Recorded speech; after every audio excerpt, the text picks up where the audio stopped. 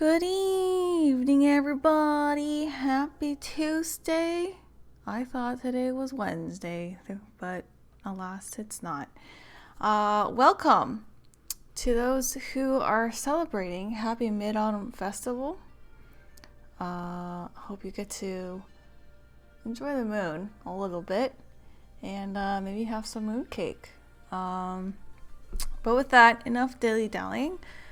We are on to the second game of week 3 of the Coconut Crabs versus Yoplays. Tonight's casters will be Rip, Dusty, and Quinstone, and we're just gonna get right to it. How about that, huh? So I'm gonna go ahead and give my casters a warning.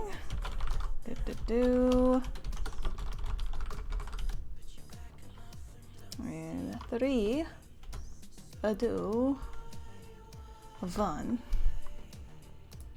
Hello. Good evening. Good evening. How are you guys today? Big chillin', ready to watch. Big. Ready to watch and cast this game. Big chillin'. So I have Rip Dusty here. Do I have a Quinstone? Oh. He just sat back down by the sound of it. He temporarily got up. Oopsie daisy. Quinstone has left the building. Quinstone has left the chair. What are you talking about? Oh, hello. I'm right here. Hello. Happy Mid-Autumn Festival to the two of you. I think we're just gonna get right to it. So if you guys saw in the casters chat, the spectator link is ready for you guys. I have it up. I have it ready. Super awesome. All right. With that, I'm gonna go ahead and let you guys roll with it. I'll do a captain's check, but if you guys just want to go ahead and start talking about your thoughts for game 1 of Coconut Crabs versus Yoplays. Perfect. Thoughts? Yes. I would really like to introduce the teams first. But first, more importantly, instead of the teams introducing them, it's introducing us. Unless you guys already did that. But I'm going to do it again.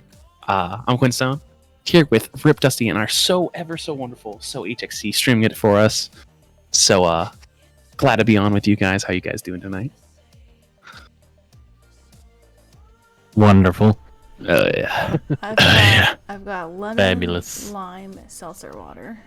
Ooh, man, I'm just hitting it with normal basic water here tonight. But Stay anyway, hydrated, kiddos. Stay hydrated. So, moving on to the games tonight, the teams. I guess we'll just introduce them for the Coconut Crabs. I believe they're blue side this day on the first game. So it's going to be DrMcWeenBean in the top lane, Dorski in the jungle, emminik in the mid lane, Nova, Zanrick, bot lane, support respectively. Going against them is the ever so wonderful Yoplays, with the top laner being SweetSemllofSucc, one half of the Gonzalez duo. You know, brothers in arms in this, actual legitimate brothers in this league, so that's good. You always love to see it. Benjj in the jungle, Yogurt on the floor, mid lane, xianamore and elemental Lux, bot and support. So, looking at these teams, I think, in my personal opinion, these might be the two closest match teams that we have in the league. So, what are your thoughts on that, Rip, Dusty? I would say I probably have to agree. I'm really interested to see where they go as far as team comps and everything, as we're hopping right into the Bacon bans with Rayleigh being banned away from the Yoplays and Urgot being banned away from the DrMcWeenBean.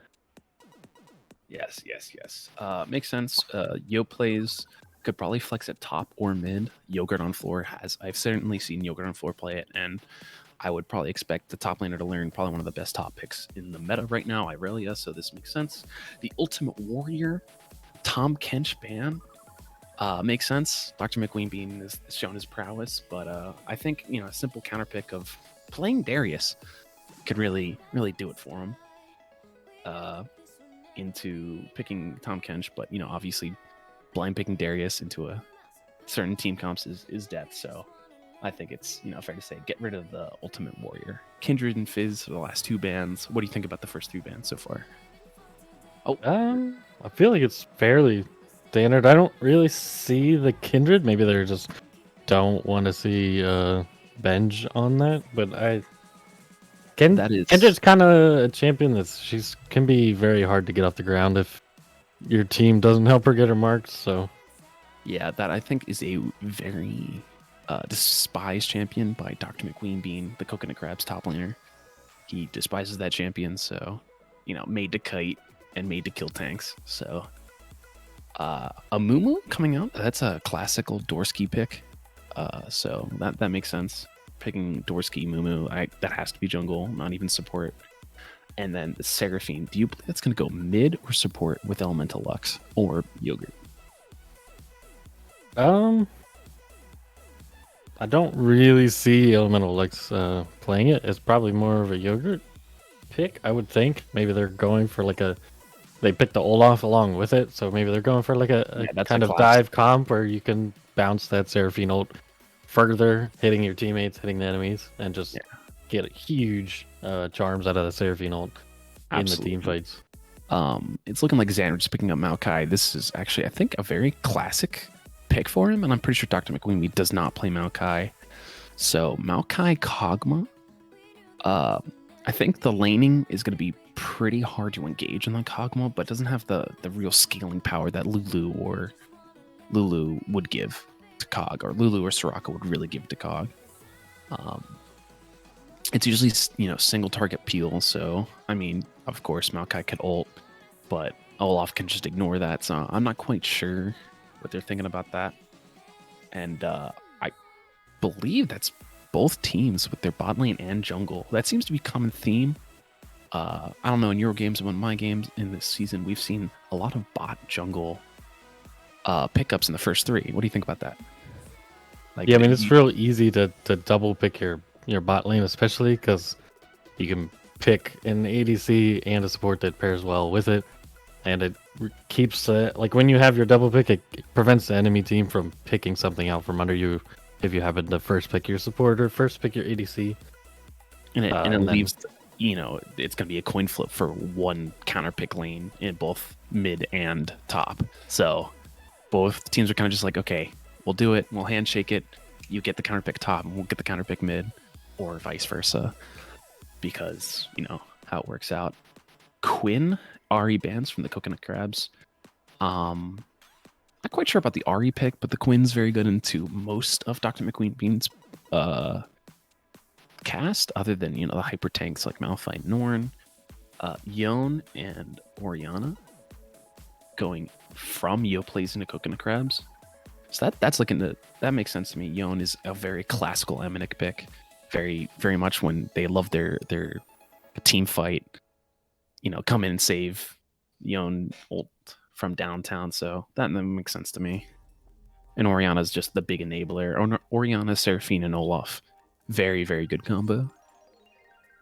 I know Yogurt plays the Ahri, or he has played a decent bit of Ahri, and that could be a very good pick.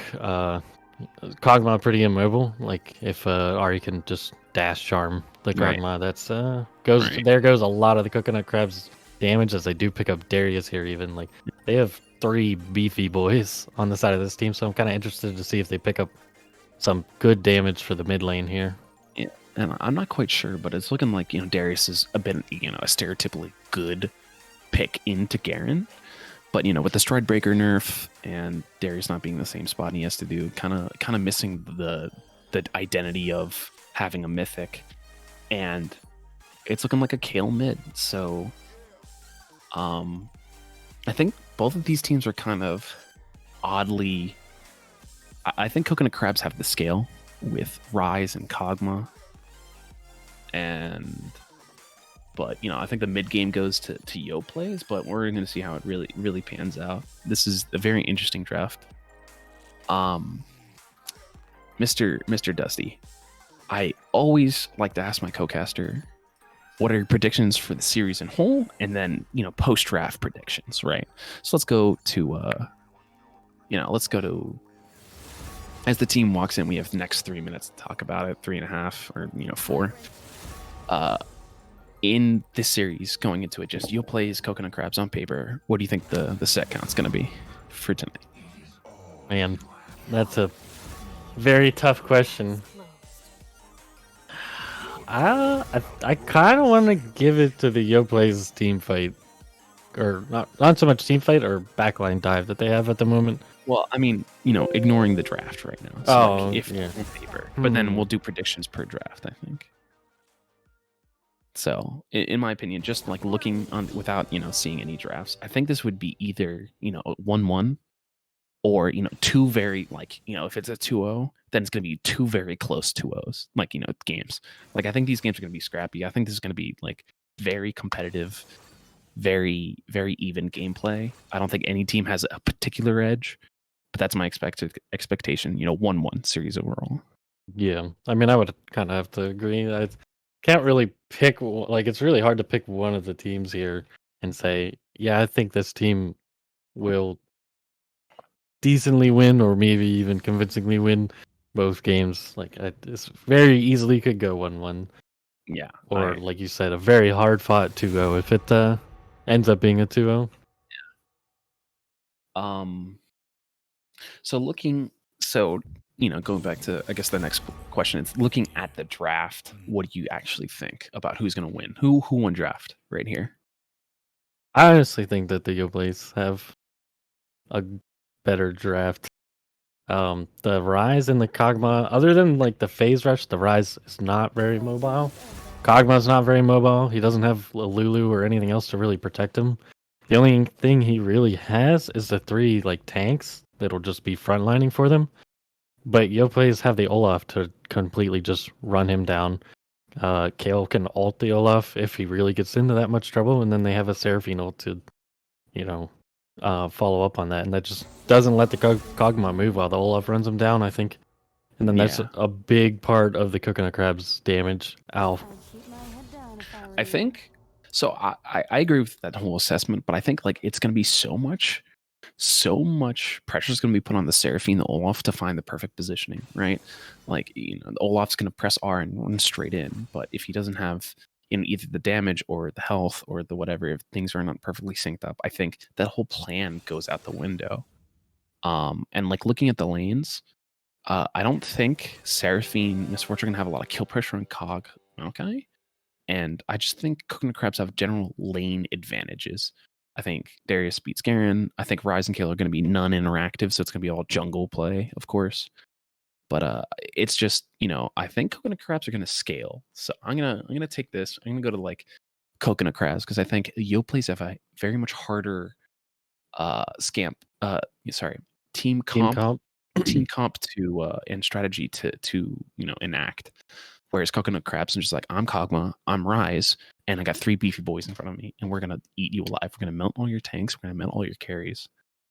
So I just think it's gonna be a little rough. And both the teams are relatively short ranged. I mean, Seraphine and Kale, once Kale 16, it's pretty good. Misfortune's fine, but Cog is really gonna have a lot of wave clears. So this is, I'd say Coconut Crabs have the easier bout about it, but of course, it depends how the lane states go.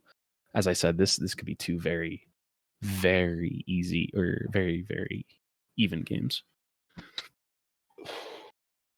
Yeah, I mean, it's really hard to put a finger on exactly how the team fights will go without seeing them firsthand, but I don't know. The Kale, if Kale scales enough, we say that Kog'Maw and the Rise scales really well, but if Kale can scale it far enough that she gets that true damage. Yeah, it gets the true damage and the extra auto attack range at level 16. That's very important, and that helps the range differential because Darius, Amumu, and Maka are not really going to be able to step up. But again, both teams are going to have to run at each other to be, useful effective. Or to do their jobs. Yeah, effective. Yeah, nobody. I mean, the Yoplays don't really have a way to force a fight necessarily, unless they're getting a Seraphine ult onto someone. But even then, that's more of a pick than we're forcing you to fight us. Yeah, Whereas coconut crabs, you know, if a Mumu hits a bandage toss into an R, you're fighting. Yeah, and so There's no ifs, ands, or looking at buts these, about so it. this is the Yoplays versus the Coconut Crabs. It's a 2-2 team versus a 2 win-loss team versus a 1-3 win-loss team. But you know, it's still very early in the season, so it's, you know, I think this is anyone's game. An additional comment is they have already fought each other in week 1. Really, that's this. So this they've already just how the schedule works out. Like this is the rematch here. Yep. Did they go 1-1? I can let you know in just 30 seconds. I got it. It is. Yes, 1-1. They went 1-1 earlier. So this is, as I said, I think these are two of the more equally balanced teams. So this is gonna be a lot. I'm just looking at the stat page right here. I'm hyped. I'm ready to watch some quality League of Legends. And I think both of these teams are going to be able to bring us some quality League of Legends. Yeah, for sure. Another just PSA for those who have been chiming in for the past couple of streams, understanding that there's a bug with the spectator client. Small indie company, of course. I've done some due diligence on my end before this stream to make sure everything was fine. Tried out a few options that don't really work on my end, so hopefully everything will work out right. Otherwise, I will let you two know what's going on. If I need some item callouts or anything like that, I'll let you know. But if there is an issue, I'm sorry to those watching. Well, since we have it here, SweetSemllofSucc. Hi. Miss Pair of Socks. Yes. I didn't get that. Be the deciding vote. Yeah. So Oh, I'm really going to ask you 2 questions. What do you think this? You know, I gotta go to the bathroom. No, I really want to ask you these questions. I really want to know your answers here. Because what do you think the set count's going to be? And who do you think won draft for game 1? I'm sorry, what was the first question? What do you think the set series count is going to be? Set series? I would like to see 1-1 again. I agree. I think these two teams are very close in terms of skill and even like mental state. They're one of the more, I don't know. I feel like these teams have like very similar vibes. So I'd like to see 1-1. In terms of just like team comp and everything, I think the Yoplays has a little bit of a scary late game with that Kale. I think level 16 is where she gets a little bit scary with her right clicking. So we'll see about that. And I don't know. The coconut crabs do have quite a lot of peel for that Kog'Maw, so if they're able to do that correctly, I think they'll do a good job. If I were to be on either team, I would probably want to be on the coconut crabs. Okay, 2 votes for coconut crabs, 1 vote for Yoplays. So we'll see. I'm a minority. Yeah, we'll see. We'll see how it goes on. You can go do whatever you need to. Just make sure that you all both mash that plus button. You know, Control Shift Z to zoom out. You know, get all the scoreboards, chat, objectives up and running, and I'm good to go. I mean, I do have to say, coconut crabs definitely winning the skin game at the moment. Yeah, you got a base Olaf skin in this game. Yoga on floor. Just not doing it. This is a very classic coconut crab strat. Or, I'm not even going to say coconut crabs. It's the Zanrick strat. He wants aggressive invades. I think, teams are actually giving him a lot of, respecting him a lot. Doing the classic 5-point. But if Dorski can hit a Q on a level 1 kill, that level 1 kill's dead. Like Gonzo. We said it at the same exact time. Gonzo Garbanzo. Alright, so lots of things coming out there. They figured it out somehow. They just knew. They're knowers. Looking at this top lane matchup, it's SweetSemllofSucc with TP instead of Ignite. Okay. I think this lane is so extremely Darius favored at this point. I think Garen wins it with Ignite, having that combat sun, over Ghost, but without Ignite. I think that's a very, very good lane for Darius. Both teams opting to start on the bottom side of the map. I would assume. Olaf gonna do pretty much a full clear, maybe, or at least a 5 camp clear, and a look for Scuttle. Moo not gonna be doing much counter jungling. He is a tank jungler, so Darius is getting an early push in the top lane. So I wonder if he's trying to bounce the wave back maybe for Zamumu eventually, or if he's just trying to put on a little pressure on this Garen early. Yeah, for sure. I'm really liking these trades from SweetSemllofSucc. I think he's trading extremely well into the Darius right now. You know, he's down a level, and he just gets it. So now, like, he has a lot more health in the Darius. I would like your opinion on the bot lane state. Like, how do you think this bot lane is going to interact? I have a few ideas, but what are you thinking about here? And the only big thing I could see happening is if the Maokai does get a W onto probably the Seraphine. I don't think he'll ever get close enough to the MF, but if he gets onto the Seraphine, maybe they can do a little bit of damage, but they both supports opted for the exhaust, so it's not like either side has a whole lot of kill pressure with an ignite. Oh, big trade top lane. You know, Darius is fully stacked, but Garen is going to just shrug that off and have his passive proc. Like, this is not a very good position for DrMcWeenBean. Looking at bot lane, to go back to our earlier conversation, I just don't think lanes are going to interact so much. I think, you know, the poke game absolutely goes to Yoplays. I just don't think they have it. Oh, Benjj. Ooh, ghosting into the top lane here. DrMcWeenBean is pretty low. Misses the Q, just barely docks. Still has his flash. Flashes out. Hits the Q to get that health back. He's going to pull the Olaf under tower. But I don't think it's enough damage. If one more tower shot, maybe he could have traded there, but let it be known there was no assist. Garen, no assist. That's just a full first blood for Benjj. That's some good gold to be getting on an Olaf early game, especially. Amumu might actually be looking for the Olaf. Gets him at the last second. He was really waiting there. But Olaf does crazy damage early game, especially with a passive, but emminik flashing forward to secure that kill. So 1-1 so far. Oh, Succ coming in. This seems a little bit forced. There's 3 members here, and I think he's going to end up going down. So that is 2 kills now for the Rise in the mid lane. Yeah, that's going to be a healthy buy. Good. Very intelligent and, you know, reactive roaming from emminik, really picking up 2 kills, and that's getting Rise online. I think that was an overstay.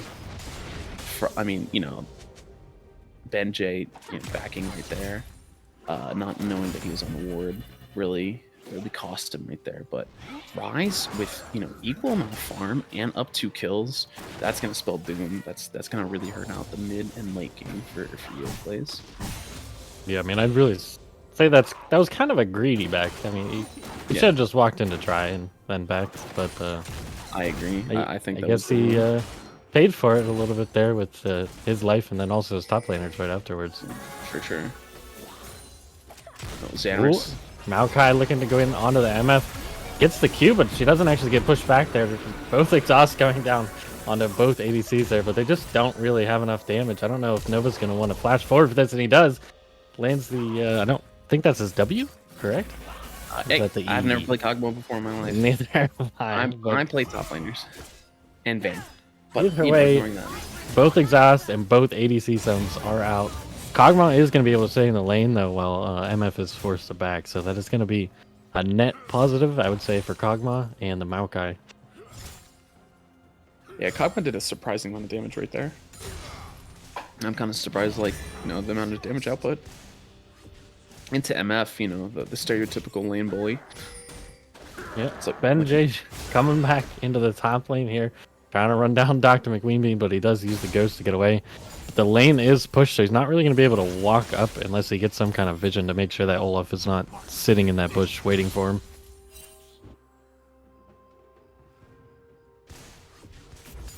Looking at the goal differences here, advantage to DrMcWeenBean up in the top lane, up 10 CS. So that's a significant amount of gold. Roughly like 400, 500 gold. He's up 370 at the moment. Wait, but he does have 1,000 in his pocket. Right. So unspent gold. Right. So they roughly have the same amount of spent gold. That being said, teams are looking at Dragon. Benjj gave it the good old start. Red team looks more in position here. Yep. No ultis. The only ulti we're seeing is on Kale so far right now. Maokai jumping in the backline. Huge Q on all 4 members, but everyone kind of just poking back and forth. Nobody really wants to commit to this, especially after the dragons already went down. So yeah, both teams are kind of, it's emminik with a no combat ult versus, Kale being ascended. So I think it's hard to agree on too. Dorski and Kagwan not having their long range, engage tools or poke really, I think really, hurt their chances for re-engage. But Maokai got a very nice Q, so that worked out very well. yeah, and the top lane matchup kind of shining through a little bit more there as Darius able to stack his passive and force Garen out of lane. He has a decent freeze now.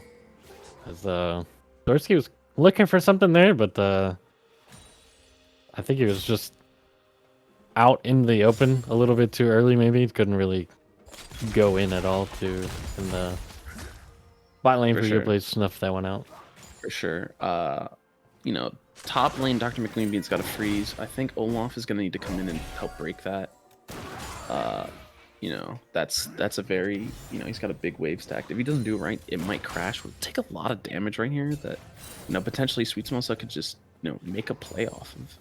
Right? Like, he's tanking a lot of minion damage down to like 2/3. So it's a little dangerous play he's making, but, being so close to turret and with a pull, I think the best thing to do, SweetSemllofSucc, is, try to force it in. Yeah, I don't even think he's gonna have to force it too much. There's only 3 minions there, and there's like 8 on his own side, so it might actually just force its own way in unless DrMcWeenBean decides to tank even more minion damage. Yeah. Okay. Oh, they're looking for a gank here in the top lane. Ryze using his ultimate, but I don't know if he's gonna be able to catch up here as there's the teleport coming in from the Kale, and it looks like they're just gonna trade. Actually, Ryze uses ultimate, so Ryze will end up having a TV advantage after that one. Vision's being fought for right here. I think coconut crabs have really good vision down the bot side of the jungle, but there's no camps to take, so they're not they're knowing that Olaf's top side, but that doesn't mean much. Dorski lands the max range bandit toss into the ult. DrMcWeenBean gets the sweet spot of the Q, does not get the R as Dorski flashes forward and takes it. He's not flash forward, but he's ended up pinning it down. To get it. Actually, that's kind of wild. He misses. Olaf might actually get both of these kills here. So Benjj actually missed the undertow, didn't bother to pick it up, and didn't throw it at Dorski, letting Dorski pick up the kill. And again, SweetSemllofSucc didn't get either assists. That is a dead end though. No question about it. There's Maokai jumping onto the Seraphine, and that is double kill onto Kog'Maw. Those are not the kills they want to be giving away on this side of the Yoplays. For sure. It's a lot of this is on Benjj, but he's actually not sharing any of his wealth. He's not given assist to any of his lanes. This is not what you want to see. DrMcWeenBean misses the pole. Looks like they're gonna call it. Yeah, I mean, I don't think there's a whole lot you can do against the Garen under turret there. Yeah. They are pinging the Rift Herald.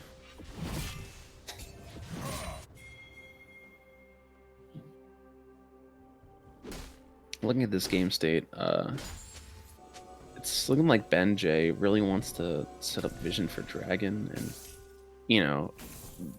by the time Dragon's up, it's looking like the Rift Herald's gonna be down and potentially popped for first turret.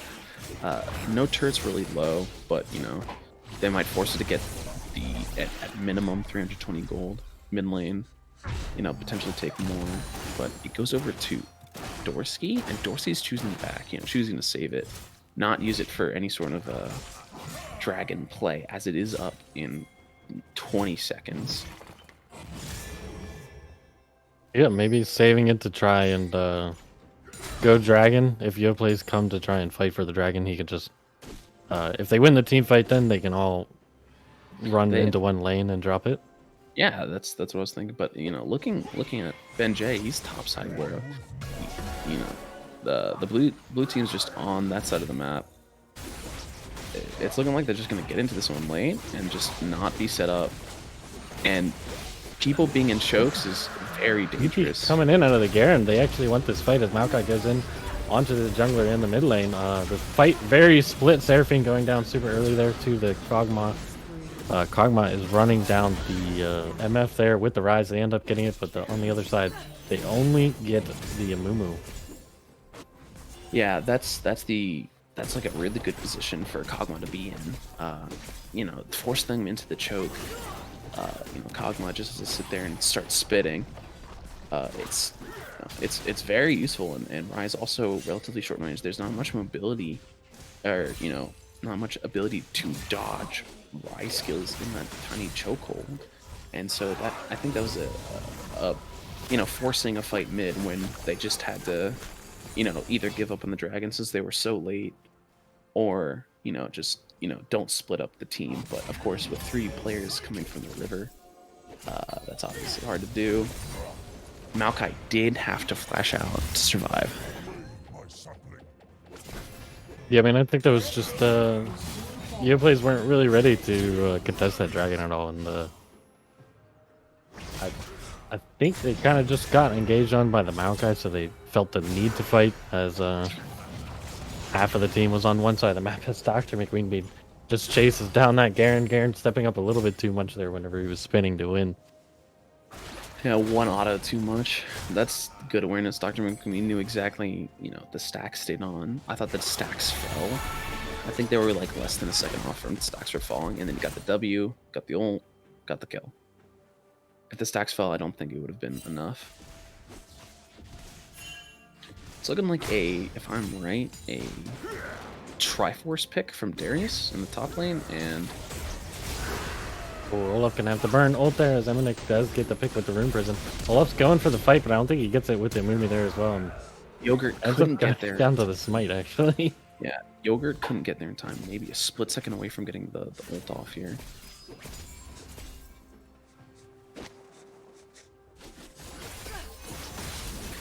Oh, big damage. Wow. Gale's point, actually, yeah, just gonna run down that Rise there. Rise not respecting it.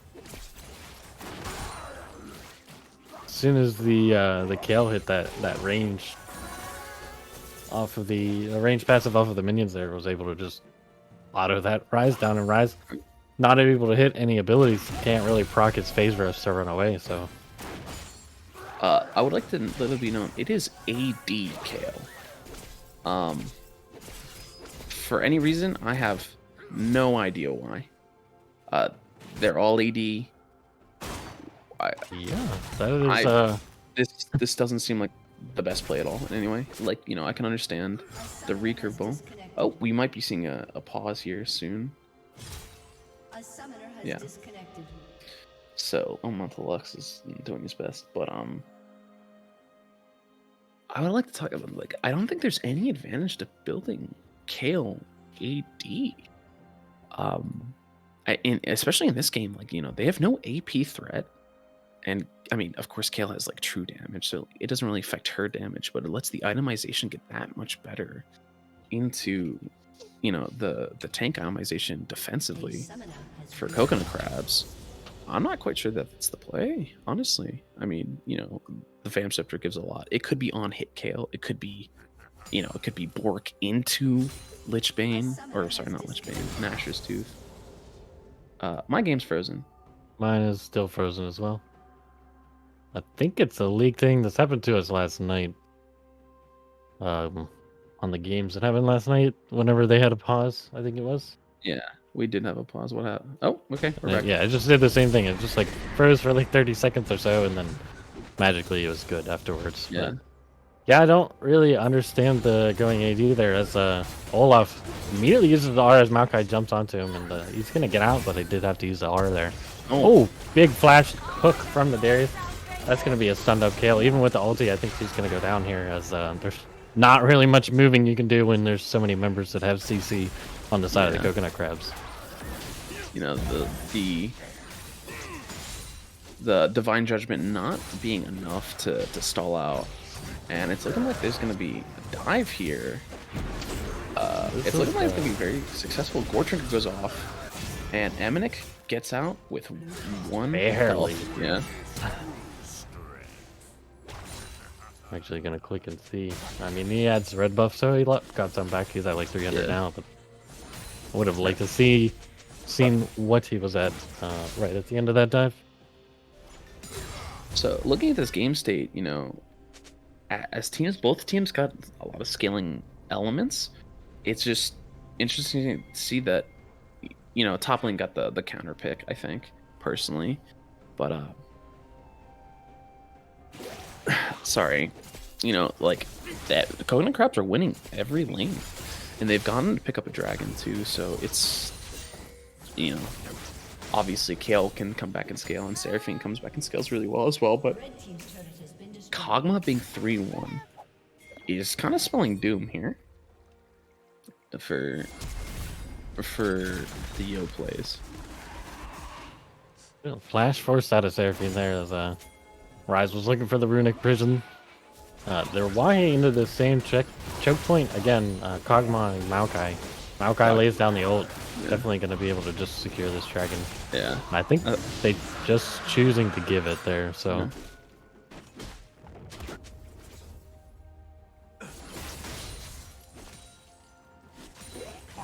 It's looking like they're going to go for this chase onto Kale here. SweetSemllofSucc. You know, trying to be the guardian. You know, the good Garen Demacian boy versus the Demacian, you know, aspect of justice. That's a flash forward by flash. Damn. Over the wall from the Maokai. emminik's on the flank. It's looking like SweetSemllofSucc's all here, all alone. No flash, no nothing. Gets dunked on. DrMcWeenBean picks up his third kill. Olaf was trying to run down that Rise there on the back line, but Rise can just proc that phase rush and just kind of walk away from the Olaf. I don't think he had the R up to actually stay on the Rise, but I think DrMcWeenBean in his jungle here, he does have the 5 stacks, ends up getting it with the kill ult as well, but that was a risky fight there. He could have died had DrMcWeenBean not used his ulti earlier onto the Garen. Right.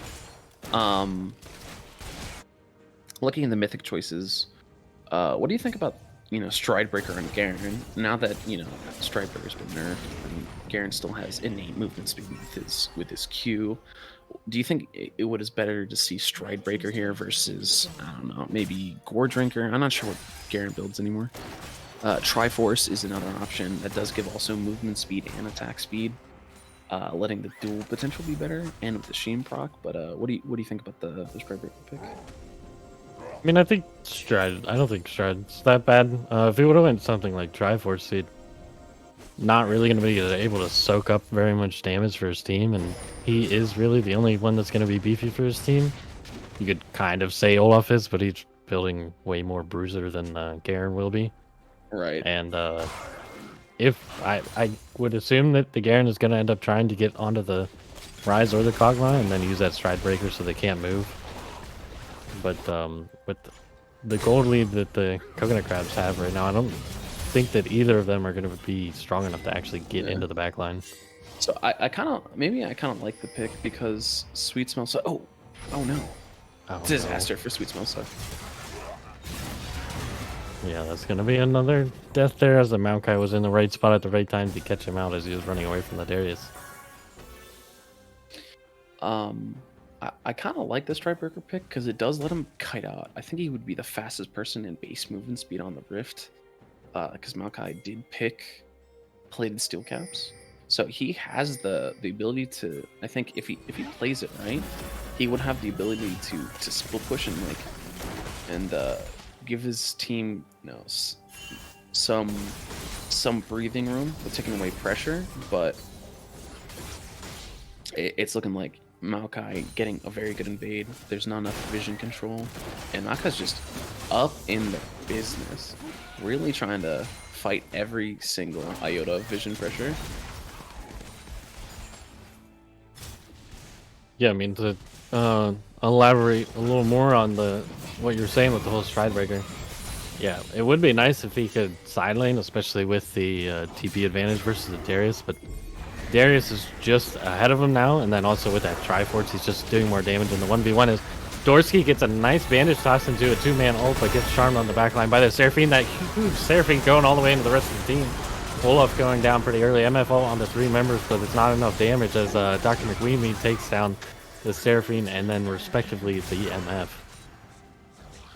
Kale, the only survivor, might gonna get hooked here by the Darius, waiting out that ulti, looking to get the last R proc, but Kale gets away with their life. Yeah, so I think that's, that team fight, even though it went boldly in the Coconut Crab's favor, I think this is exactly what you're talking about. Olaf did get in the middle of them, did get, the Seraphine to bounce off of him, but I think if Yogurt on floor could have been there, it's very possible that he could have, Gore Drinker to kill the back line. Really made something happen there. That's almost exactly the thing, like the setup and the execution that you were talking about before the game starts. But at this point, like, the wall size, the 6k gold difference, not insurmountable, but it's not looking great with, another Ocean Drake coming on in roughly 10 seconds. The execution was almost there, but, Yogurt on floor not being there, he had clear mid, and then being away from the team fight, making it the team fight 4v5, really kind of crippled the execution bit. Had he been there, maybe it would have been a lot closer. Would it have been enough to turn it? I'm not quite sure with the, the wallet size and, the girth of team Coconut Crabs, but it's definitely something to say that they got like 4 out of the 5 pieces of their execution out, but not quite there. Yeah, I really would have liked to seen what the Kale autoing onto the front line as well as using the R on the Olaf would have been able to do in that team fight, but hopefully we'll get one soon where we could see that. But Coconut Crabs did pick up another Ocean Drake, so that's going to make it really hard for the Yoplays to do any kind of poke damage to them. Yeah. Because they're just going to heal that back up.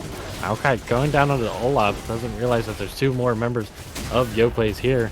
Olaf R-ing? I'm not entirely sure if that was the right decision early as he's getting stunned up now, ends up going down. MF ulting onto the backline, but or onto the back of the fight. But it's not enough damage to kill Dorski. Dorski going down to SweetSemllofSucc with that true damage ulti from the Garen. Nice Everfrost to clean up that kill onto Garen. And that's another fight going the way of the Coconut Crabs.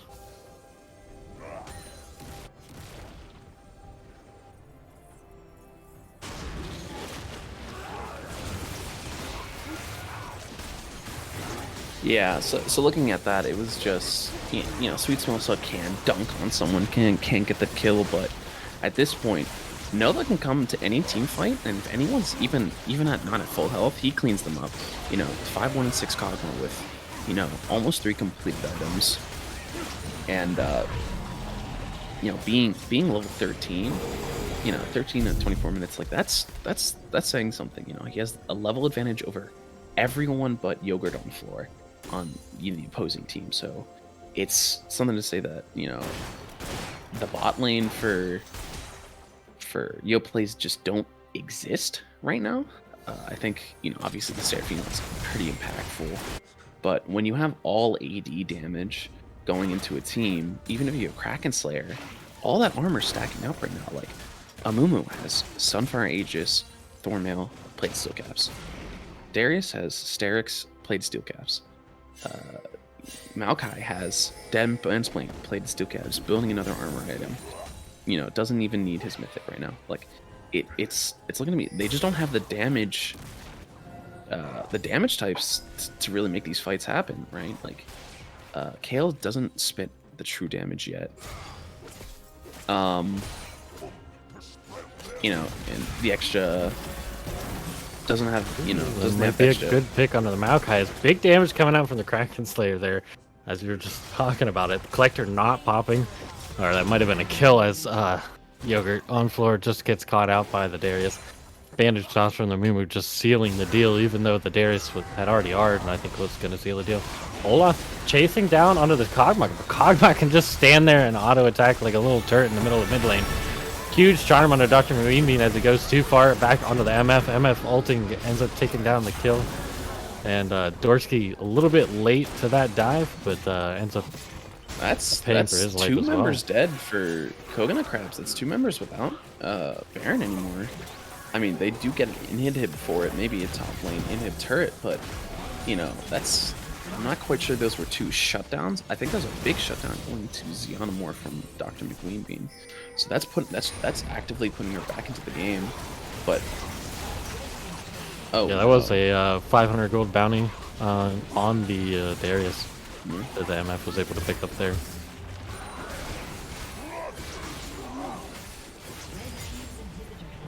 It's 2 inhibs down. Drake is up in 1 minute, so it's looking like Ocean Soul, and not a single person has previous wounds on team Yoplays except for xianamore, and that's just 1 Executioner's Calling. So when it comes to after, you know, if they do get Ocean Soul, I believe, you know, everything is gonna just be, you know, the Rise and Kog'Maw show. With their ability to get all their resources back and just outrange most of the Yoplays. Wolf getting a little bit picked out there, forced to use the ultimate early. That kind of solidifies any fighting chance I think they would have on this dragon, as he's gonna get zoned off. He's gonna get zoned off. He is ghostless. You know, he's levels down, but I guess levels don't matter anymore. But it's not looking good for the Yoplays here. At 27 minutes and 55 seconds, it's looking like this is going to be a deleted dragon. You know, Kog'Maw just absolutely setting up a little bit of a kill bush here as emminik gets big damage onto the MF and goes golden, but isn't enough to kill her actually. As directed camera taking us away from the fight, I was just commentating, but Coconut Crabs are running down the Yoplays right now, and I think that's just going to be the end of the game, as they do have 2 super minion waves pushing in. Yeah, and in the end of the game, they've got Ocean Soul. Kale's not even level 16, where I think the range really is going to help. It's, you know, it's looking curtains. I think this is going to be a 29-minute game, even if that. No, this is one of the shorter games. I believe the average is gonna go down at 28. Let's say 45. Just call it there. Kog'Maw padding the KDA there a little bit, getting the kill at the last minute. And that's game 1 for Coconut Crabs. Game 1. Exit game. Wow. Wow. Wow. So HXC, Miss Socks, are we going on a break? Or what's the dealio, McSpealio here? I was going to give you guys a couple minutes if you wanted to talk about the stats while I confirm with the captains of the game 2 start. All right, let's talk about it. If you could pull up the the bar graphs, that'd be great. Bang. Perfect. The graphs, bam. I really do want to talk about Benjj. He was actually pretty impactful. Like he had a lot of early game, but I think it was just a few overestimations of his his damages early game. Like, yeah, he can definitely turn very close 1v1s because Olaf doing Olaf things, of course. But he backed unsafely, got caught out, and then there was an overstay, a misplay. But a lot of the game was riding on Olaf, and as the it shows, like, he did a lot of damage for his team, but it's looking like the Seraphine MF, like the whole quad combo of everyone but Garen didn't even get to go off once. Why do you think that happened? Like, what do you think happened in the game that really disjointed the execution from Yoplays? I think Coconut Crabs just had some good ganks and good picks in the early game. Maokai was able to make a few things happen. Uh, Dorski did have the vision for that early pick onto the Olaf, like you were saying about a minute ago. And then just some of the ganks that went off from the side of the Yoplays didn't go as cleanly as they probably could have.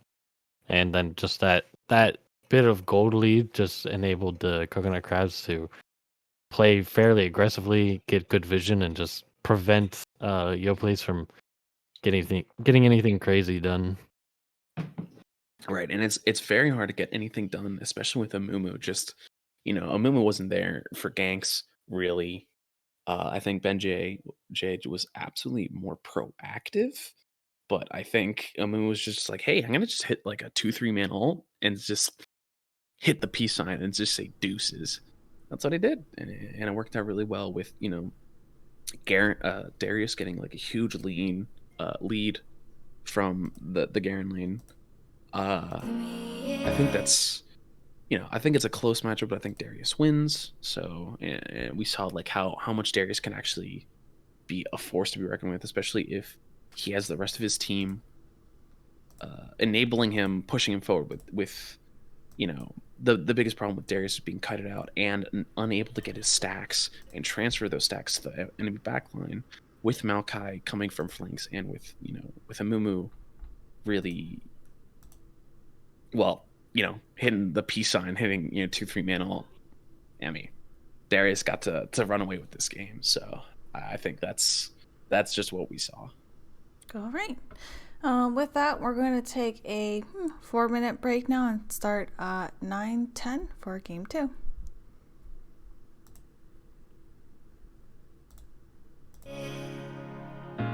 Into the light,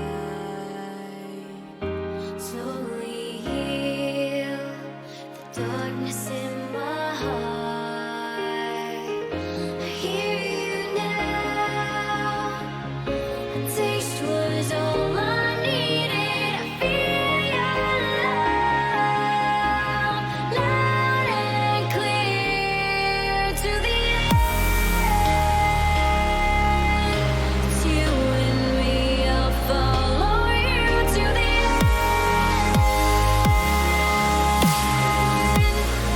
I'll follow you to the end.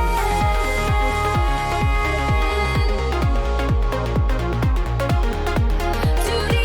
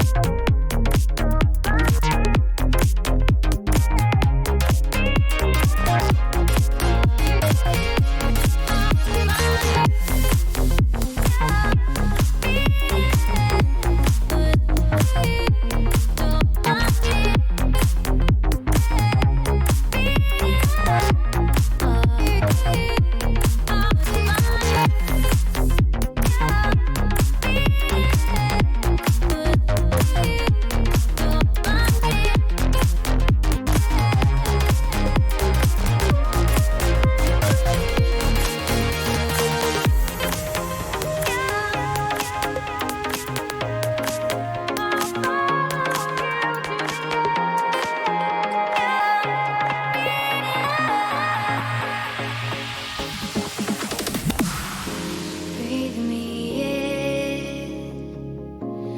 into the light,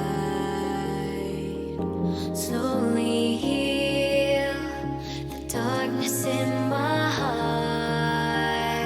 I hear you now. A taste was all I needed. I feel your love, loud and clear to the end. I'll follow you to the end.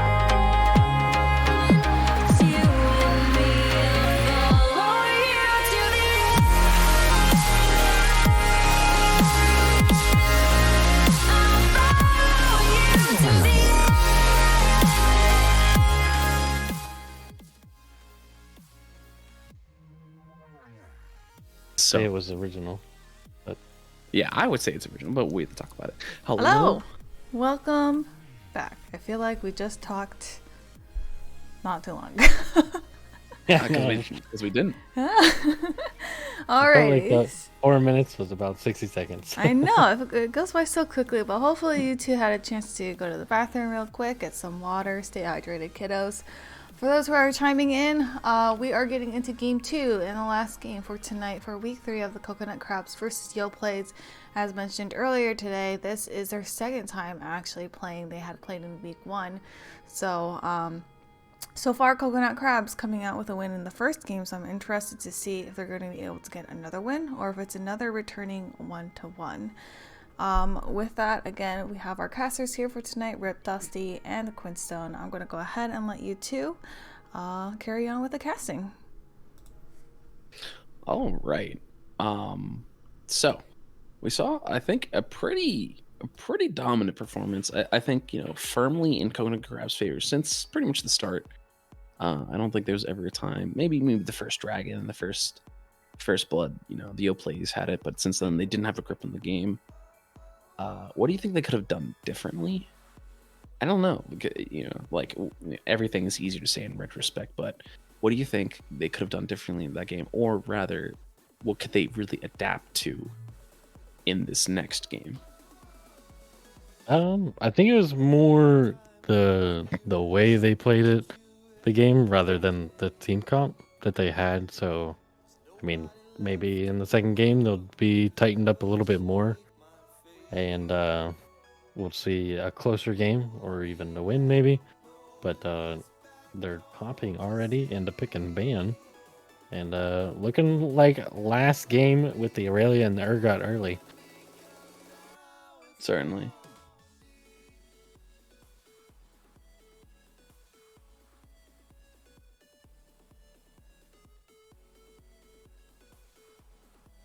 Don't know if they would want to change anything at all. I wouldn't mind seeing Yoplays maybe get rid of the Maokai so they don't have to deal with it, but that would leave open the Tom Kench as it stands from last game, and they're actually hovering the ban at the moment. So we'll see if Coconut Crabs wants to pick that Tom Kench then, or maybe Yoplays is saying we'll just pick it for ourselves, and then it's almost like a double ban. Yeah, it's almost like a double ban. Not quite sure how much SweetSemllofSucc has practice on it, but Tom Kench. There it is! The Ultimate Warrior. Five head. Saw it coming. You called it. Bang, bang. The privileges of being first pick. So, what do you think DrMcWeenBean plays into this? Darius, absolutely. Yeah. And it's right here. Yeah. And Darius, and DrMcWeenBean has told me personally that he thinks the only one that beats Tom Kench, other than Lilia, is Darius. And Darius, I think it's a pretty even match. I think TK can do it for sure. But one of DrMcWeenBean's signature champs, he plays the Juggernaut voice, so I think that Darius, I think Tom Kench can do it, and Tom Kench gives a lot, like a ridiculous amount of beef to the Yoplays, which they didn't have in the previous game. So that figures out one of their holes. I don't think they were lacking in damage. Well, I mean, kind of, but because they were all building AD into a whole full armor team. But that notwithstanding, I think Tom Kench is really, really, really good pick here. And they're opting for the Caitlyn into the Kog'Maw instead of the MF this time. Maybe looking for a little more lane priority instead of a team fight prowess that the MF has. Yeah, for sure. I think curious if they pick up their support now or they wait and try and get the counter pick. Ooh, pick up Senna. So this is going to give a lot of scaling to the Yoplays, and a lot of range too. Being able to kite out Darius is going to be a lot easier with Senna if going Glacial Augment. Darius trying to get into the back line of Senna, Caitlyn, good freaking luck. And Tom Kench being in his way, I don't think Ghost is going to be enough. A Mumu coming out, Dorski, the classic Dorski pick, a Mumu for sure. Yeah, I mean, if it ain't broke, don't fix it. Absolutely. So a little bit different draft from game one. So we'll maybe see a little shakeup in the bands in the second half here. Coconut Crabs have all three of the same champions. The Yoplays are going for totally something new. And I think that it's going to be pretty much the same bands. Echo coming out for here. Expecting maybe Benjj switching to... Or Benjj, doing his signature Echo jungle. We've seen it before. We've seen it pop off before. So that's absolutely something that could happen. And Leona coming out. Leona ban onto Zanrick. I don't think Zanrick's actually going to pick an engaged support. He just has to play the peel Kog'Maw way. Right? Because, if Kog'Maw just sits back, he's going to melt through Tom Kench. He's going to have a lot of range. I think, you could just play it low and slow. But I could be wrong. Maybe Nautilus is coming up here. Yeah, I mean, if he does pick... Ooh, Hecarim. That's a little bit different. That's a way in onto that Caitlyn and Senna. A Mumu support. Oh. That has to be a Mumu support. And that is, something we've seen more often with the double bandage toss. Yes, support. Let's look at support Mumu. 53%. I was going to call this. I was going to call the Trundle. I was going to say I would like to see Ben pick Trundle here. Into the Mumu, into the Darius. Yeah. And the Hecarim too. That's good dueling potential into the Hecarim. So I think it's a very good play. That is a Mumu support. That is wild. I was surprised that it took so long to see it. But here we are. We're seeing it. This is new stuff. Couldn't think of the word. I want to say new strats, but I know there's another word I'm trying to think of, but I couldn't think of it in the moment. Yeah. But the pick ban new strategies, technology. Yeah, that's the what new technology, cutting edge, and Yoplay is going for the kill. Game 2. When we're not seeing signature picks, and that's the Seraphine mid. Yeah, Seraphine mid. Yeah, that would be. That's another pick from emminik for sure. So Kale didn't really have the impact that we need, and Yogurt on floor himself has reasonable impact on Syndra, maybe Orianna. Orianna wasn't banned here. He plays a lot of control mages. Talia with, I'm not sure, has Talia been been buffed yet? Yes, I believe she got her worked ground buff, which lowers the size, and then there's something else that got buffed as well. But so that patch is in. The worked ground size is shrunk, and also it stays worked for less time. So that means the amount of time, in lane, she's significantly buffed, right? Because she can work, she has more efficient worked ground, good Q usage, and it stays up for less time. So 2 substantial buffs to Talia. And so, Kale doesn't have the hard CC or any kind of setup, right, in the mid lane that, Yogurt is really known for. Syndra, Orianna, Orianna pre-6, but that notwithstanding, I'm just not quite sure about this Kale pick. I'm really going to have to ask him about it because I'm not quite sure. The thing I can really see him wanting to pick the Kale for is after seeing that Hecarim. Once Hecarim dives in onto one specific person with his E, Kale would be able to save that person with the ulti. But other than that, I don't. I would have liked to see Yogurt maybe pick something a little bit different. Obviously, he didn't know he was going into a Seraphine, but yeah, that's the counter pick of Red Side. So I think here I have to ask: who do you think wins draft?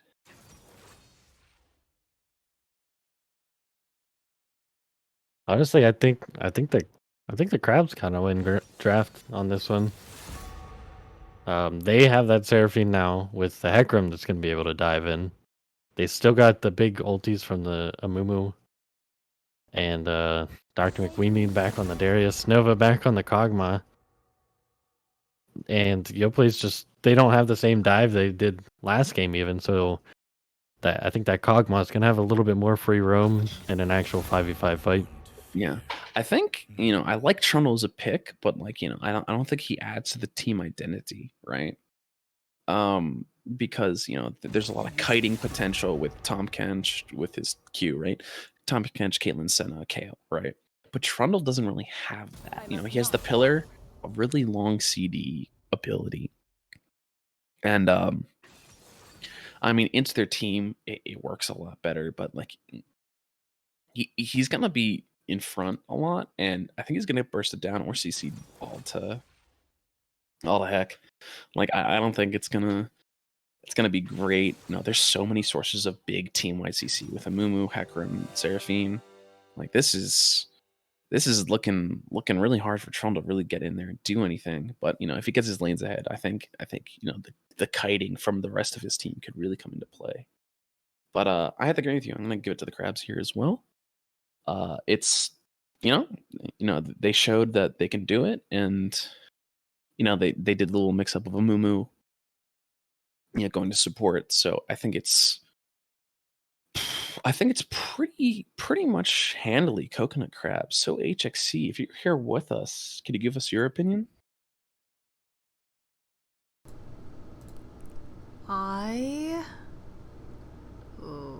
Yeah, the Coconut Crabs team comp is looking a little bit scary. I want to believe in the Elite Warrior. I'm putting my socks. I'm gonna put my socks in the Yoplays side, and I think, if my memory's correct, the Elite Warrior has a 100% win in our tournament. Okay, so well, far? evidence-based is not looking good. Yeah, the winning team wins. That's the right? curse. Yeah. Commentator's curse right there. I don't know, but Elite He's Warrior. had what, 2 games, I believe. Froggo. I don't know, 2 or 3. Yeah, but Unbench the Kench. Yeah, I don't know if What is big it? sample size, but he is I mean, that's true. extremely That's true. Sample size and everything not that great, but He's very, very strong. Yes. in the top lane. he's battle game, very so annoying. That's And for sure. my team has personally experienced Tom Kench just being the primo problem of our match. So I don't know. Also, Elite Warrior. So Elite we'll see. But I am excited to see emminik Seraphine again. He's got a great history with her. Hoping for a 5-man ult, so we'll see.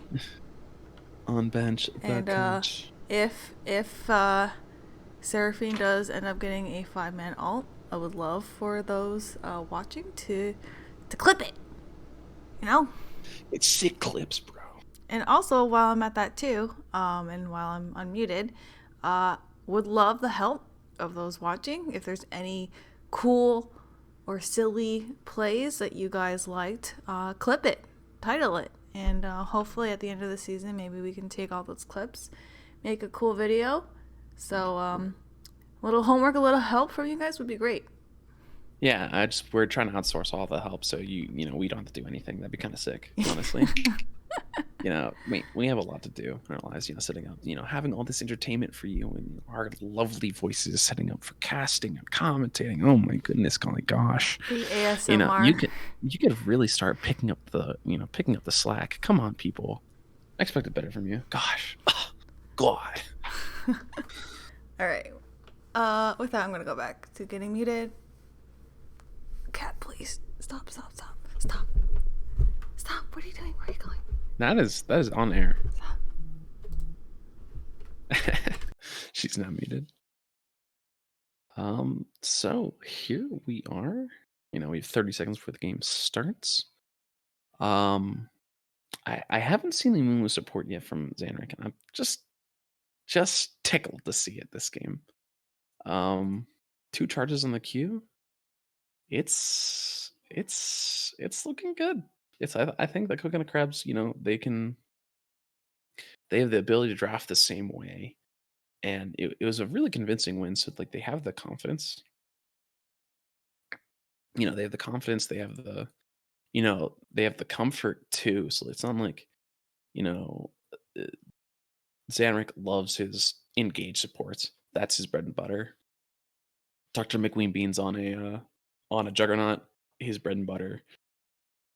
Like emminik on one of his classic Season 0 CCS days. Seraphine pick. I think this is all coconut crabs here. But Yeah, I mean, I want to like the team comp from Yoplays, but unless we can see Benjj, getting into lanes, getting good pillars onto the members of Coconut Crabs to set his team up early with some early gold, like I see them having a harder time in the late game if it stays even.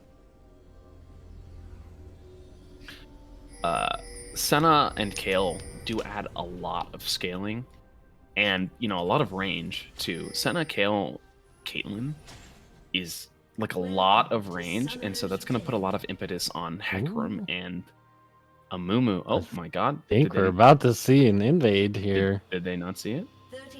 I don't think they did. Does Amumu Nobody have stood in items? mid. Amumu does not have any items, but might be able to back for him here as they do get the first blood and the pick on the Yogadron floor. Nobody was standing in mid to protect from that. I saw Benjj Alright. walk right there. Mildly doomed. I have the bug where after they die, they just stand there. Uh-oh. Trage.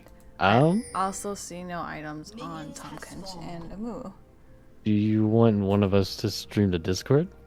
The only problem is we would both have to watch the stream. Or no, I mean, you guys would have to watch the stream, I guess. Why would we? Why couldn't we just watch your... I guess you could watch the in-game, yeah. And Yeah. that would be fine. Well, Becky would have to watch the stream, I guess, to stream it. We'll see how bad it gets. Yeah. Alright. We might just go through it, but You also have the, we'll keep everyone updated. Doran Shield start for Tom Kench. Amumu did actually finally buy items with Relic Shield, so we'll be seeing that. That's how it's gonna go. well, good route there in mid lane onto the Kale.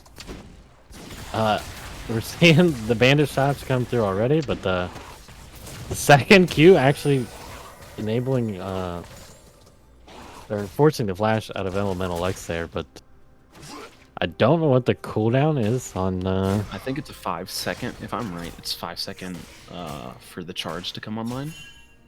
Between charges, I could be wrong. It seemed a little less than that in that interaction, but it could be, obviously everything seems faster than it is. But that gets rid of a lot of two summoners.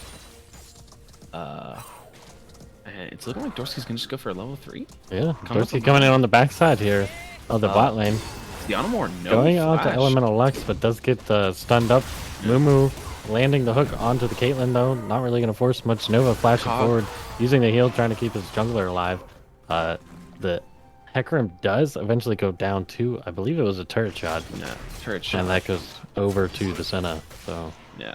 I would like to let it be known that I think if Caitlyn pathed down into the, underneath the bot lane turret, because she got body blocked and had to path up and around, giving Nova the space to auto attack her once. But that's really hard to say. But I believe that is the interaction that just happened there. I think the Senna was actually standing in the way of the Caitlyn to walk through there, because Senna was behind the Caitlyn. Yeah. Whenever that happened, so maybe a little bit of a misplay as far as micro spacing from them, but they do end up trading 1-for-1, so not the worst in the world. Yeah, not the worst in the world. Cog did pick up a kill and only assist to Caitlyn. Well, that was a big root. Mumu getting another hook onto the Caitlyn. Caitlyn actually walking back into the Mumu melee range. Landing the second Q. Neither traps are going to hit. Forced to flash away. Benjj is there. They have no vision on it. They're going to try to clear it. It's looking like xianamore... uses the W a little bit too early there. Probably showed his hand. As soon as Eternal throws down that W, you can see it in the entire circle. Yeah. I do like the keystone usage from xianamore. You know, if he knows, like, she knows this is going to be like a rough lane, fleet footwork, it's, you know, the sustain, the amount of health, like hundreds of health per lane, you know, per back, or at least dozens, right? And so that can really amount to a lot. You know, getting into it, it's a slow push out bot lane. That's not looking good. Uh-oh. Yeah, there's not really a lot you can do there, Caitlyn. Why, maybe walking up a little bit too far, greeding for the CS, but the wave was pushing into the coconut crab side, so they would have either had to just let all of the minions die for a long time or walk up to the lane. Yeah, for sure. And it just, you know, Zanrick's really finding these bandage tosses that are really working out for him. It's you know, it's getting a lot of the good engages, and you know, the bot lane, it's just, I think this might spell doom for the bot lane already. For the Yoplays, it's Ben coming into the mid lane here, lands the pillar, lands the Q. emminik flashes away, and that's going to be the end of that game. But we'll see if he comes back around within the next 45 minutes to punish that flash that's now down on the mid laner. Yeah, this is a lot less aggressive than we've seen from Benjj. So this is you know, quite the change up here. You know, last game he was extremely aggressive. And you know, trying to be very proactive on the map. And this time, I think, you know, he's like, okay, a little bit cowed, you know, from his performance last game. But it's sorry, it's you know, it's just he's not getting the you know, the gank paths, the avenues that he really needs to make differences in the map, right? You know, top side's looking like a potato fest, but you know, DrMcWeenBean's not getting the early kills he needs. You know, he still has Ghost, he still has Flash, so does TK. TK still has Flash too, but I'm not sure who wins in the 1v1. Lots of pings coming out in the bot lane. I think Hecarim wants to go in here. Does have the Ghost back up, but the bot lane from Yoplays really respecting the fact that Hecarim could come flying out of the river at any second, and choosing to walk back to turret. And it looks like they're gonna start up the first dragon of the game, which is an ocean drag.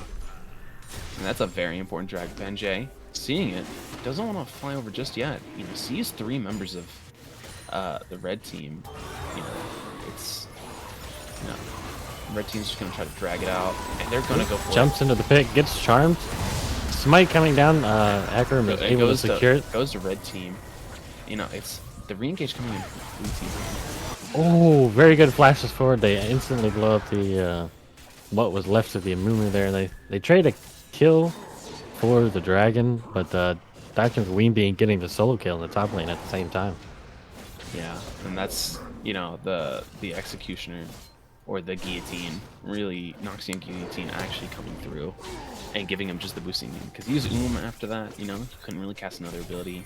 Must have been a really close fight. Unlucky, but you know, he's showing his prowess in the matchup for sure.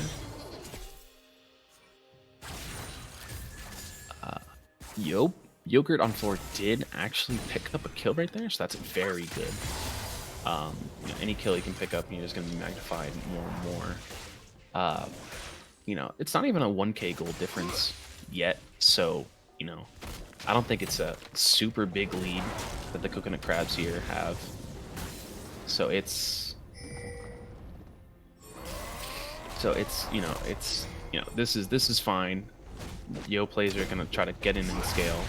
Zanrick diving onto Benjj here as he's taking the scuttle crab, but I don't know if this is a fight they necessarily want to take. But the Hecarim coming in on the backside actually ends up getting the stuns off long enough to kill that Trundle. The Elite Warrior. He's getting Elite Warrior doing some work, but Darius is here as well. Flashes forward, picks out the kill. Hits a big Q on the sweet spot on that, and that is a dead kill as well. So yeah, and SweetSemllofSucc actually just walks away. The Elite Warrior just walks it off. So you know, Yogurt on floor trying to help his teammate, but you know, ends up getting killed himself. Unfortunate, and we've seen that time and time again happen. It's I think good for TK to get back in the game. But Benjj coming in here. They might actually get the pick. Yeah, they're going to get the pick onto this Hecarim as Elemental Lexus support for them was there as well. But ghosting out, I was wrong. The Hecarim actually makes it out. yeah, Darius is walking down to help here. Yeah, Elemental Lux is really trying to be proactive here, trying to help his team out, trying to have a lot more impact than he did last game. xianamore is going to be comfortably with Fleet Forward, be able to comfortably sit bot lane to farm up and not have, potential of, draining too much resources, but... Yeah, they go in here, but I don't know if this is a fight that the Yoplays want to take right now. They get down the Hecarim. I don't know. Ben does have the smite up, going to be able to smite that away, collect the Rift Herald, and they're actually going to end up winning this fight as Darius was trying to go onto the, or was chasing down the Senna in the back line, not able to afford much damage to the front line of his team. Yeah, and that was a really good re-engage. We're seeing, a lot of the impact of the Ultimate Warrior, really coming out, CCing, being like actually kind of a wall that Darius can't seem to get through. And with, Ghost being burned earlier, Hecarim could not get through. Zanrick going for a risky dive here, but I think he's going to pay for it with his life. Elemental Lux actually ends up taking that kill, and I mean, that's not really that bad because at the end of the day, Senna is basically just another ADC for your team. Yeah, infinitely scaling one for sure. Already 33 stacks at the moment, giving 24 AD. That's I'm not sure how did the pop the Rift Herald mid here, and they got a few tower plates for it, but Dorski might be biting off a little bit more than he can chew into these two. And that is a very weak tower. One plate left in the mid lane. I'd really like to see them make a play and try and get that last one and open up the map a little bit. Yeah, it's Zanrick's, really liking the pick, and he's getting a lot of influential plays down in the bot lane. But the gold, I'd like to let it known that the gold has swung over to the Yoplays. Even with the dragon and the kill up, the gold difference. Very good pillar there out of Benjj. Slows down emminik. emminik with no flash, not going to be able to get away from this one as Yogurt does end up cleaning up the kill on that one. Meanwhile, the bot lane is going onto this Amumu running away. Nobody from his team is going to be able to help him. And then get another auto from the Senna. I was going to say, if they got that next auto, they might have been able to slow him down enough to pick him off the rest of the way, but he does get the Vantage tossed out onto the scuttle grab. The mid turn almost taken down here. The second dragon's up. It's the Infernal Drake. It's looking like red team is not in position, especially after a play like that. DrMcWeenBean, though, is coming in on the backside of mid lane here as the plot sites out in Tribush. Elemental X is going to be going down to the support of the Coconut, actually going down to Nova as Nova flashes forward to end up getting that kill. He's going to pay for it with his life onto the Caitlyn. And that is a 1-for-1 on the supports. But Caitlyn does pick up 2 kills there. Oh yeah, does get the ult. Does get the ult on Nova or on Zanrick as Zanrick flashes away? And this is looking like a clean dragon take for blue team. Very good re-engage, I think. Even though Elemental Lux went down kind of early, I think gave enough team and gave enough time and shielding. I don't know that this is a... I don't know. I don't know much about Tahm Kench, but it's looking like a fight. It was looking like a fight that Tahm Kench might not have wanted to take, but he's going to get the next few here and take the kill. Yeah, the Ultimate Warrior. He's DrMcWeenBean has finally tasted the lick, or been tasted for that matter. It doesn't feel good. This is why you ban the Ultimate Warrior. It's very hard, and he doesn't even have a mythic yet. This is looking like a good pick onto the Caitlyn. Good flash out. Dodges away from that Hecarimar. Mumu jumping under tower, going to use the ult here as well, but I don't know if they're going to have enough damage as he's taking too many tower shots, and they're going to go down to Elemental Lux there. Nova going to go down as well to the Trundle as he came in on the back of that fight, but almost going down to the Kog'Maw passive. Kog'Maw passive almost being useful there. Almost being useful. Almost a passive. It almost works. Ben going for a spicy invade onto the Hecarim. Good pillar, but doesn't block him in the way he wants him to, but he still ends up getting the kill as well. emminik really tried to help him there, but you know is it Encore? What's Seraphine's called? Encore. No I was idea. right. Encore. You know, missing just by a little bit, and we're seeing AP Kale come out here. Woo! Let's go! Does already have the first item, Gnaster's Tooth, completed on that kill. So attack speed high, AP schmoovin. Schmoovin indeed, and just a level going to get you know, a lot of weight here. Yeah, I think we're seeing the Trundle pick paying off a little bit more than the Olaf last game. Maybe playing with. I don't want to say it was a respect thing, but definitely playing a little bit smarter in this game. I think playing a lot more reactively than proactively, right? You know, Olaf was trying to be the playmaker a lot last game, and Trundle's gonna be like, no, I'm gonna be on the back side of this fight. I'm gonna help you out. You know, you guys are gonna I know you guys are gonna set it up for me. I'm gonna just be here and do it. Oh, SweetSemllofSucc is no longer afraid of Darius at this point. Yeah, I mean, he's tanky. He's got his mythic. He's got a bramble vest. He's licking and sticking.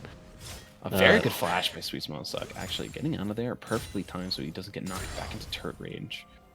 But you know, now they know Dorski topside. Yeah, and I would think he sees him on this word as he's coming back around for another gank here. Yeah, Tom Ken's just walking away, waddling his way out of the lane. Dorski using up a lot of time there, going for the second gank even.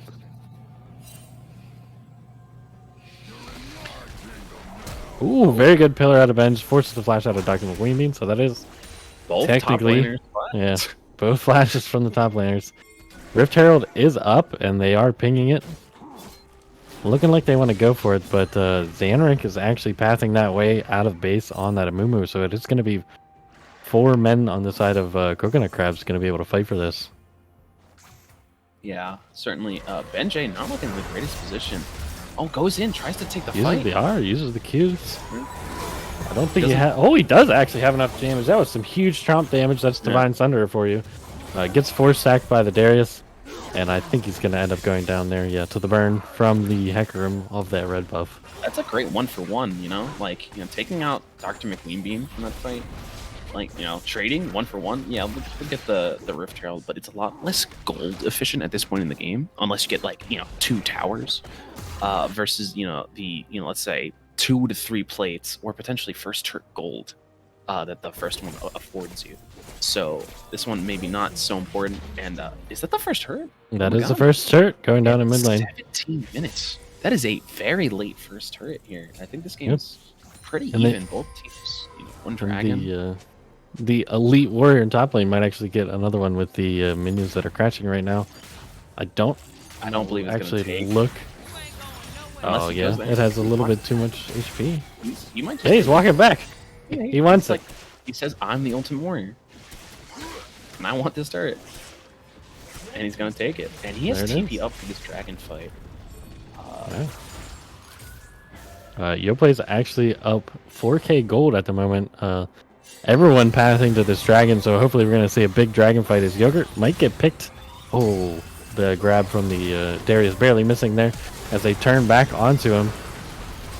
And Zanrick driving into the fight, getting the ulti onto the jungler in the mid lane. Getting the bandage toss under turret there on the Yogurt on floor, gets ignited by him. Ends up going down to that, and they're looking to re-engage on the side of Yoplays here. Don't know if they're going to be able to catch up as Senna does get the sun onto the Seraphine and takes her down as well. So that's 2 for 1 at the end of the day. So this is exactly what I was kind of talking about early game, where, you know, the Yoplays actually have such a big range advantage in pretty much every single lane, that you know, every play they had to step so much further forward. So you saw Zanrick had to get 2 bandage tosses and a flash to ult and be useful in that fight. And yes, he got 2 bandage, like he flashed first, ulted, 2 bandage tosses to help kill the Kayle, which is a very impactful kill. But Kayle already used Divine Judgment, already did her thing. But Senna coming in, Caitlyn coming in, having, being able to like push them off, because if Senna misses ult, or sorry, Seraphine misses ult, you don't have the enemy team walk towards you.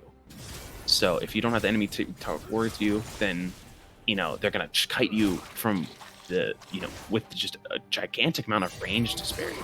And I think this is really coming to head right now.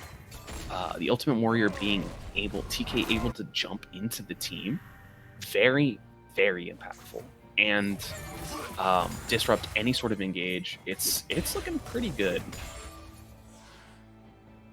Yeah, and I mean, like you were saying with the Mumu having to use all of his mobility to be useful in that fight there, he is the one that ended up getting the kill as well onto that Kale. So even though they did get a kill a kill in that fight. I don't think it went to Mumu, actually. I think it went to Seraphine. Got it. Seraphine got the shutdown. Yeah, Mumu had 1 kill before this, so still has 1 kill. I must have saw the Mumu death. I think it was Leandri's proc. It was the Leandri's proc from Seraphine to take it. Oh, my mistake. But I think the same thing still applies, right? It's very much a big range disparity. Senna only 3, 2, and 10, kind of tanky. Good pillar on the Seraphine. Seraphine forced to use the ult, but I don't think it's really going to save him, as the Trundle's just going to be able to walk him down. I'd just like to say that Zanrick, with Benjj playing a little bit more conservative, we're seeing Zanrick actually play more aggressively. I think it's costing him. He's 1-6-6. He's easily the lowest level person on the Rift, by 1 level, I guess. Not too big a deal, but it's a lot of the team is dependent on him getting into those fights. If he's going to get kited out and we're not have the ability to have the levels for stats, it's actually pretty important. Yoplays going for the Baron here. I don't think the Coconut Crabs know this is going on. Maybe they're thinking with the Kale damage they can meld it, but they're doing it fairly slowly. But the Coconut Crabs have no idea, and they end up getting a free Baron for it. So free Baron, and that's a quick 1,500 gold, 1.5k gold, stimulus to the blue team. So putting their lead even further ahead. Dragon's in 2 minutes, so they have 2 minutes to really work with this. Maybe they can force bot, get that turret, and in that time that they would get the turret, set up vision around Dragon, clear vision around Dragon, and really set the stage for another Dragon fight. Really like the respect from Yoplays bot lane here that they are paying to Zanrick as he was sitting in the bush there. They actually baiting out the engage there as Benjj was on the back of that fight. Yogurt also, I guess, walked into the fight. I didn't see the TP, but I didn't see him moving either. And Benjj went for a lane gank, Yogurt and Floor following him in. And yeah, it's exactly what's happening. So, the blue team. Looking like a pick on SweetSmell actually gets interrupted by the Hecarim E, and he doesn't have flash. Going down to all 3 of these members. I don't think he can get a kill out of this. He stayed alive for a long time, though, allowing the rest of his team to potentially get 3 turrets in a row. They're going in. They're diving down onto this Kog'Maw, flashing forward, getting the Q, getting the autos. Don't know if it's going to be enough damage, though, as the Kog'Maw flashes away. Zanrick's blocking the Iron Soul saving him. Yogurt using R maybe a little bit early there, but they do have these Baron buff minions. They're really hard to fight through, and they're just kiting them out. Like you said, they have that range, and they can just kind of walk away and auto, and they really got to run them down in order to do any kind of damage. Right, exactly. And even though that we saw just a 2-for-1 trade, map wide, blue team got 3 turrets for it. They got 3 turrets, access to the inhibitor. That's a great amount of gold stimulating their wallets. Oh my god, something in my throat. And they still have a quarter of their Baron buff left. They're just going to use the pressure of that to push out lanes and then take this dragon, which is even more gold off the back of taking that Baron.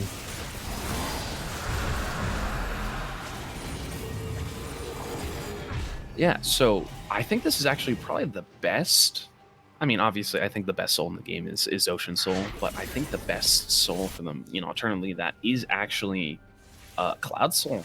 They get 3 Cloud Dragons if they do get the next dragon, of course. That'd be 36 ultimate ability haste, which is very significant for Kale, right? Kale's ultimate went from before the rework very low CD to a very high CD. Ultimate ability. So it's very I think it's gonna be very impactful to get more and more CD going onto the Kale now that Nash's Tooth doesn't give 20% CDR. Pick coming off Benjj, catching a Mumu walking into his jungle. Don't know if he's gonna have enough damage to kill him before Darius gets here as well. Darius pulling him over to the other side of the wall, but Darius, this might not be a fight Darius wants either, as the ADC and the top laner here as well. He might get the 5 stacks. And Noxian Guillotine comes out, but the Stairs Gauge saved him. And SweetSemllofSucc says, no, baby girl, I'll eat you. Yeah, so Benjj actually had a lot of out. I think that's very good awareness for SweetSemllofSucc to, he does burn ult. But then again, with those, it's up in, it's a 69-second CD. It's already 1/3 over. These two Cloud Drakes are actually super, super impactful. Third one's going to be even more so, I think. Yeah, I mean they use the Caitlyn ult, they use the Senna ult on that fight, as well as the Trundle uses his ult a little bit earlier onto the Amumu, but that's almost back up as well. Right. And by the time they go for another fight, this Tomcat is going to have his ult up, like you were saying, and being able to eat someone from the enemy team and spit them into your own team, or eat a priority member on your own team, is pretty vital. And that reduces the amount of around a dive, or like the effectiveness of a diving, priority targets like Caitlyn. I have a quick question. Did you notice the Cloak of Agilities? Yes, Four of them? that's what I was Is about that one's to your question? ask. Yeah. So I actually checked. Nova does have 2,400 in wallet, so he could just be wanting the 100% crit chance converted into AD due to Rage Blade's passive, Wrath. So the crit chance is actually converted AD, so it's not just wasted stats. But I think he might just be waiting on Kraken Slayer, enough money to turn it straight into Kraken Slayer. Okay. As a Yoplays going a little bit too deep there, they end up getting 2-man ulted by the Seraphine. Both the Senna, actually I think it was 3-man ult. The Senna, Caitlyn, and the Ultimate Warrior, all getting charmed, and ends up giving them enough time that the rest of the Coconut Crabs can come in and do some work. Yeah, and so yeah, that's obviously Seraphine and Min will have always that team fight potential, and you always have to play super carefully into that. But it's Kale's 16, I believe, at this point. Can't see. I believe 16 because the ultimate cooldown went down by significant more than Celestia. Kale 16 has a lot more range now. She has Rabadon's, Nashor's Riftmaker. She's huge. She's absolutely bananas strong right now. So this is pretty looking good for the Yoplays. Yeah, and if they keep the vision away from this Baron, they're going to be able to melt it, especially with that Kale 16 and both of the ADCs here as well. I think they do have an inkling on the side of the Coconut Crabs. I don't know if they're quite set up to actually go for a fight here. They might have to just look for some kind of steal. As he flies in, Benjj able to secure that Baron buff. And Dorski ends up going down. DrMcWeenBean trying to come in on the side lane of the fight there, but he can't really do much without the rest of his team, so he ends up going down as well. Yeah, and as we see, that's one of the faults of Hecarim, is that he's so fast and he's got so much long mobility and long-range dashes that the rest of his team actually can't follow up. With the defenses that the Yoplays had, it's really making it significant now that like Darius doesn't have a dash. It's literally on a Mumu to come and help him over, but emminik only having ult throws it. Maybe gets the stun, but there's no damage there because Kog'Maw's not in the area. So it's it's actually pretty significant to have Dorski be followed up by his team, but you know that's very hard to make happen. Ultimate War going in, eats the Amumu, gonna spit that back into the Kale, but he is getting his life bar drained by that Kog'Maw who's auto-attacking freely. And Kale and the Amumu are just Never mind, it's all back. out of the jungle. It's literally all back. Look at it. It's all back. His whole health bar. It's back. So I've been a Tompkins hater for a long time, not because he's bad, because he's just an oppressive laner. And with his, mini rework, he's even more oppressive now. That amount of healing is ridiculous. Absolutely absurd amount of healing. And all he has to do is just not die, and then he'll be back to full health. Yeah. And he doesn't have to build Spirit Visage because he has it built into his kit. It's a little ridiculous. I mean, just don't die for him. I mean, for a guy who has 220 armor and 140, MR, which is not absurdly high amounts, but 3,300 health. It's girthy. He's a big boy. He's a chonker for sure. Looking like they want to go for a 1-4 split, maybe, with the Trundle on the top side. He might just be picking up that Scuttle Crab. Yeah, Kale is actually opting to go to the top side here, with the other 4 members in mid, pushing in with that Baron buff, looking to get that other inhibitor. They do have the super minions in the bot lane, doing their work. Bandage Toss barely goes wide. I don't know if they necessarily wanted it anyhow with the rest of the team there.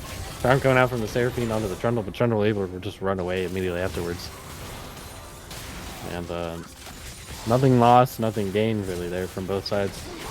Seraphine ult down. It's going to be up in an amount of seconds that I can't check for some reason. Spectator client wall. But with 36 ability, ultimate ability haste, Subjugate's going to be back online very quickly. Yoga on 4, doing the 1-4 split you were talking about. It's they can play it low and slow and just win. Right? Yeah, like choosing to back out there as it looked like Coconut Crabs was looking for some sort of engage with the Amumu and the Darius. And Hecarim going up to pick up that wave, and the Kale's just sitting in that lane brush, waiting for the next wave to push in to put more pressure. So what I'm kind of surprised that we're seeing not more aggressive play. Like, Yoplays have a lot of range advantages. Start hitting the inhibitor. SweetSemllofSucc is going to take... gets W interrupted in the middle of his W there. Ends up going down because of it. If he would have made it out, he would have done his fat healing you were talking about earlier. They do lose their top inhib for that pick though, so as Yoplays retreat a little bit to the jungle, maybe gonna wait out their top laner's timer. That super minion wave will be pushing in by the time that SweetSemllofSucc is back up. Yeah, there's plenty amount of gold to spend still left, so the scaling is still happening for Yoplays, so the gold lead's still very impactful. They kept it at a roughly like 10k gold lead for a long time now. The next dragon's in 2 minutes and 30 seconds, and the next Baron's in 1 minute and 25 seconds. So, there's not really much to do. So it's just, I think, a game of don't get caught out, don't throw. We'll win this if we play this low and slow. But I think they were going a little too slow earlier on. We didn't see, them trying to threaten the inhibs in SweetSemllofSucc. Actually, you stepped up too far. So obviously, I think just slight positioning errors. That being said, Elemental Lux chillin', big chillin' with, let me check, 120 stacks, which gives 90 at 80, 120 range, and a directed camo, and 60 crit chance. So this is a very stacked Senna. Very good. Very good vision control coming out there. They're clearing all the wards in the jungle, forcing them to walk in and face check stuff as Amumu gets picked. As we just say that, they're going to go straight to Baron, I would think, here. And that should be a free, or mostly free Baron without one of the big engage tools for Coconut Crabs to get in and fight. Yeah, absolutely. I think every percentage of crit chance turns to lifesteal. That's over 100 for Xena, if I'm right. I don't play the champion. Wow, they're absolutely melting. And I think this might be a time where they could just, take it back, push in things, and just go for Elder. But I think they could just pressure for the end here. I don't think Elder's terribly necessary. They're opting to stay, maybe because of that Elder timing. Might want to push this mid wave in and then just go to Elder afterwards, set up their vision, and maybe look for a pick like they did in order to get Baron. Yeah, it's gonna be hard here, right? So like with these narrow confines of the jungle, it's actually, I think, kind of getting pretty dangerous. Kog'Maw being tops at the other side of the map, not being there for the fight. I can only see one team. Oh no. There we go. Now I can see both teams. Like fights in these small areas is actually very bad for. You're flashing forward onto the Seraphine, and he is Kale is super far online, level 18 now. They're turning onto the Zanrick here after they already got the Elder Dragon. They're going to be chasing them down. If they're able to actually catch these members of the team, that Elder Dragon is going to be doing the work. Might be enough, no. Dorski's Sterix Gauge is enough. xianamore, Gale forcing forward onto DrMcWeenBean there. And with 4 members dead, I think that's GG for this side of the Yoplays. Yeah, like an extra 7-8 minutes. Seems a lot longer. Kale just being absolutely bananas big. And that's game 2. Wow. 1-1 series. I was right. I always get it right. I'm never wrong.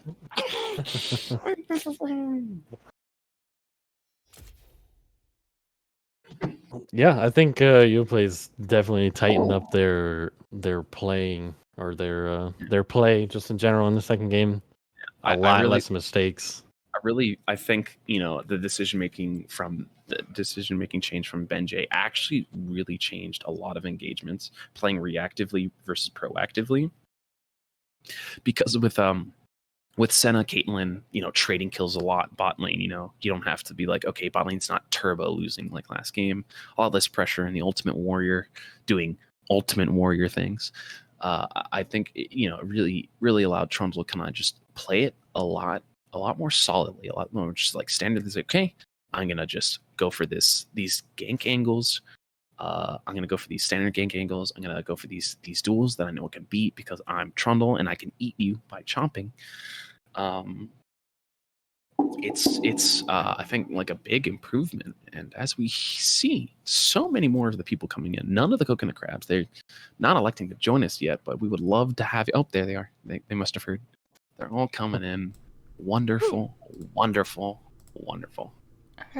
right. So as we get ready for the post-match interviews, as per usual, if anyone in the crowd stream has any questions, feel free to drop it down and we'll ask whoever you're asking the question to. But with that, I'll go ahead and let Dusty and Gwynstone go ahead and ask any questions that you might have for game 1. Right. Do you want to just start pick ban, Dusty, for game 1? Of course, yes. Wonderful. All right. I guess if you want to lead this, be my guest. I have a few questions in my back pocket, but if you want to lead the charge here, Dusty. I will start with coconut crabs, I guess. Go ahead and walk us through your draft. For sure. So Aurelia and Ash were the bands that we really liked from the last series we had against the Yoplays, so we definitely took those away again. And we did not want to deal with the Kindred in this game. Her ulti and scaling is just really strong. So that was kind of the plan going into this one. Amumu, we were looking to flex Amumu for sure in game 2, a little bit in game 1. So we started there, but yeah, for the most part, we just like knew what we liked. I tried to get Doc counter pick on blue side if possible, um, and then yeah, it was a pretty straightforward draft for us. These were some comfort, some power. Um, yeah. So I guess the real question is Amumu like a flex pick that you thought of, or was that just trying to like a trick that you're trying to pull second game, No. or is that always like a flex you have in the back of your mind? Yeah, Zan's been practicing it. He's run it with Nova a few times. They've had a bunch of success on it, and so we know we can now true flex Maokai and Amumu, which is really great. Yeah, I don't think we were thinking of flexing Amumu in the first game, but like that is something that Zan had talked to us about prior to this series. All right, excellent, and we saw it to great effect in both roles for sure. Let's move over to to the Yoplays. What was your thought going into your pick ban strategy? So we definitely knew that we didn't want to be playing against Fizz. So like that was a for sure ban for us. Especially since our plan going into both games was to pick Kale, give me something scaling in mid. We also did not much, at least game one, we were not excited to see Urgot or Tom Kench come out for DrMcWeenBean. He's kind of gross on those champs, so wanted to, Toy, as he yeah, would say himself. true. So we wanted to get rid of that. We opted for the Olaf in jungle to give Ben something a little bit more proactive and back with some backline access. We wanted to take the Seraphine away from emminik, push him something down to something a little bit more uncomfortable. That's pretty much all we had going into draft for game one. Right. So you know, Dusty and I were theory crafting about the Seraphine Olaf, Kale combo of being enabled, going to like Seraphine, getting the encore riding through Olaf. So was that part of the draft, or are you just trying to think of everything as pieces rather than into this whole grand strategy of Seraphine to Olaf, and then if Olaf's about to die, Kale ult, something like that, which almost came to fruition one time in the topside jungle, but not quite, just missing one piece of the puzzle. But what was your was this like planned, or this kind of just being happenstance? That whole combo with the Seraphine ult over Olaf while he's in the middle of thing, followed by a Kale ult, was just all kind of happenstance, but happy little coincidences. Happy little coincidence, indeed. So, you got any more? Before I ask some more questions, do you have any more questions about the draft specifically, Dusty? I did, since you mentioned wanting to do the flex with the Amumu. You saw the Seraphine Olaf. Did you guys assume that the Seraphine would be bot? Because then you immediately picked the Maokai? We weren't Or totally did you sure, just- actually. Yeah, I didn't do my scouting, and I wasn't sure if Yogurt had worked a Seraphine in. But even if Seraphine was middle, I don't think it would have changed how we picked the first three in that Okay. game. Yep. Yeah, for sure. I didn't have any other questions for draft. So if we're moving into the that first game, I do have to ask, Yogurt on floor, why build AD Kale into the beefsters with no AP threat in your team? Like, I have to ask. The whole reason you build AD Kale is you make a hyperscaler scale even better. Because you are, and it's not really AD, it's more of an on hit build. Right, but going Bork, like it was what, Bork into what, Ginsu's? Kraken Slayer. Kraken. Bork into Kraken, of course. Even through all of that tank, Kale can still shred through them even without the extra AP threat. It just came down to a matter of execution, and we just didn't have it. So you just think that was just like the build for the time, not. I mean, from my mind, from obviously a third person point of view, it looked to see that they were all building armor, and you chose to go like like the whole made their defensive itemization easier. Like even that, like you think it's still the better option? I felt like it would have made sure I was able to match the scaling equally or better than Rise and Kog'Maw, because Alright. they both do scale pretty well. MF sort of falls off in the late game, even though she's a marksman. Just making sure that a hyperscaler can scale even better was the whole plan for the AD Kale. Right. All right. Makes sense to me. I got no more questions about game 1.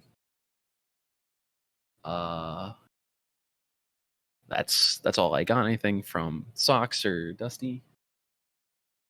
I do not have anything. Negator. Wonderful. Now we get to the funnier one. we move into game 2. Very similar bans from both sides. Almost exactly the same.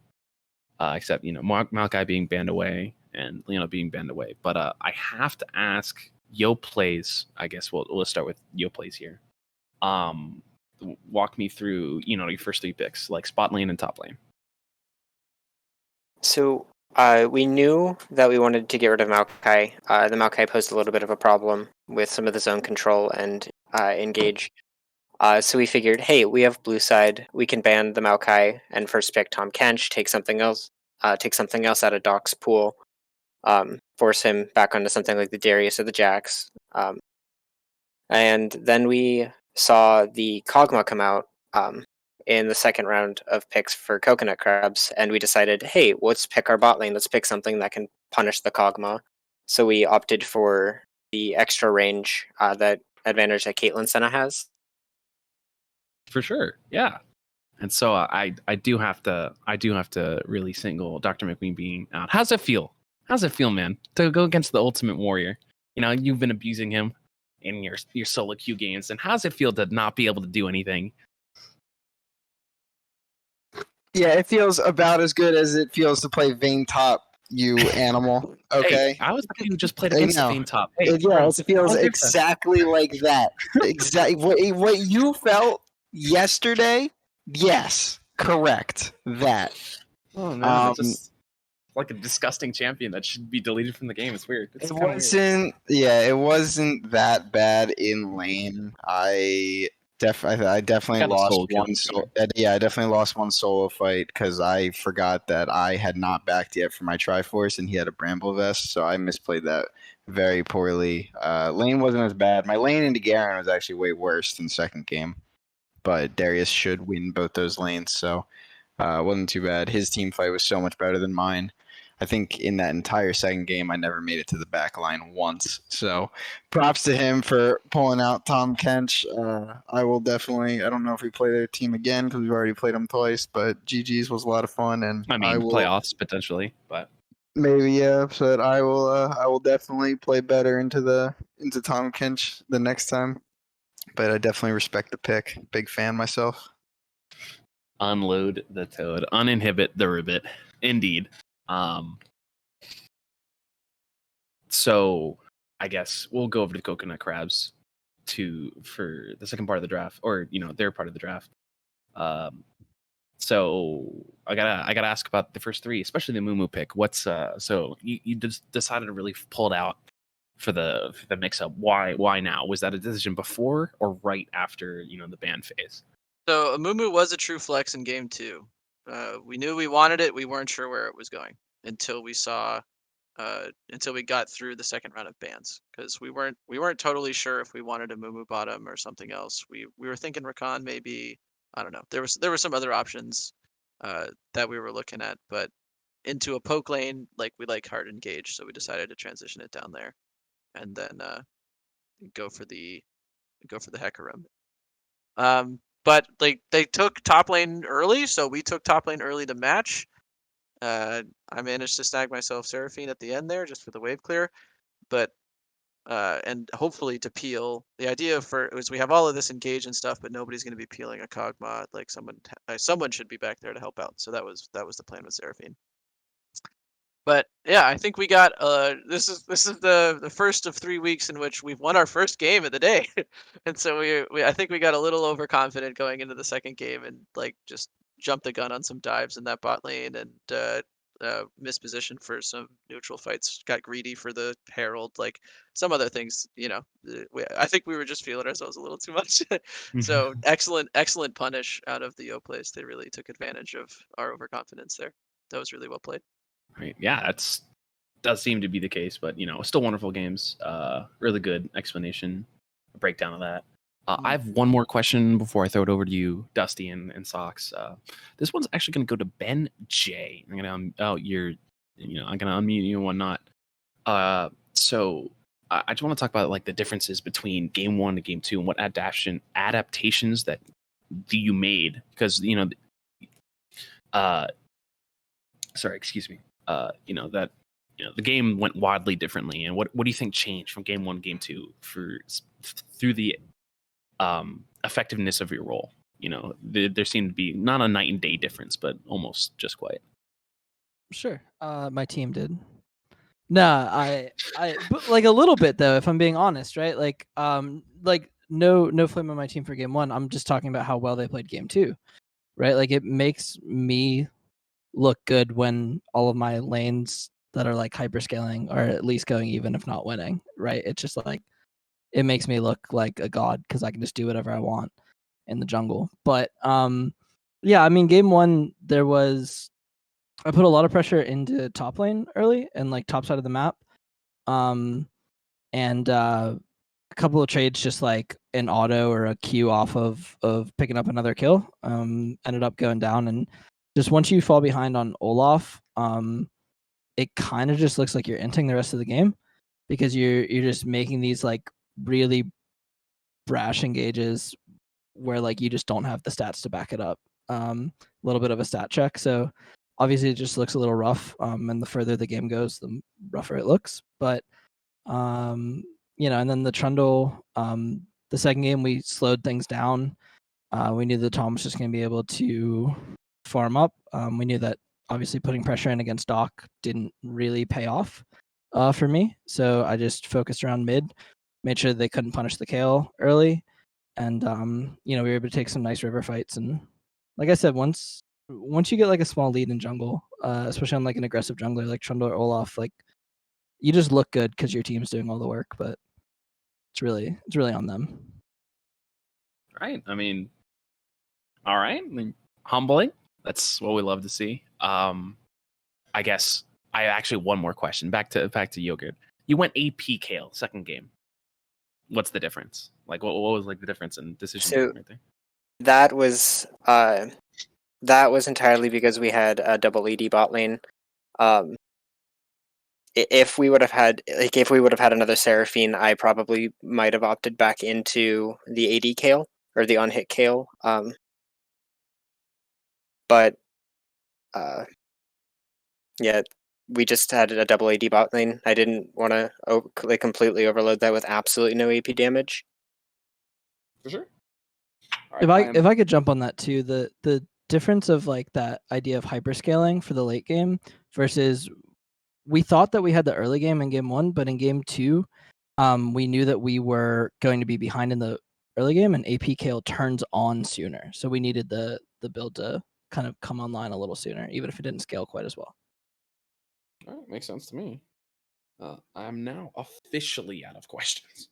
So I'm gonna start. Do have one question from the audience, or actually we're like somebody who was in the game, but is he in this call right now? Yes, Nova is here. This is a question for you, Nova.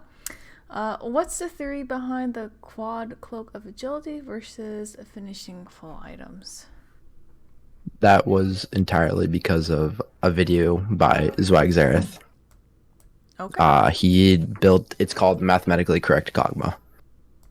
And basically it's because you build the crit, and it's basically like a more gold efficient way of getting that scaling. So it's basically my theory behind that. So are you saying that it's better to actually get the AD from the crit? Because on the on hit, yeah. Because of Rage Blade. It actually just turns it into AD and then you could just buy quick, cheap 80 items from the crit chance, and then just turn them into full items. Yep. Uh, That's basically how it works. I guess my follow up question to that is it worth not having the extra slot open? Because you had boots, boots, Ginsu's, and then 4 things, not leaving a slot for control wards. Is it always have to be 4 coming after it, or It doesn't have to be. It's just that was the way that I kind of wanted to build it, and I kind of felt the difference between the first game and the second game, because the first game I started off going by like crit into like raid I didn't start Rage Blade first item and do that thing. I started I think it was Kraken Slayer, and then built off that with the Rage Blade after that. But I've definitely felt the difference. In the early game, it was pretty weak because you don't have that much AD because you don't have Kraken Slayer, or you have Rage Blade. But later in the game, you could definitely feel the difference.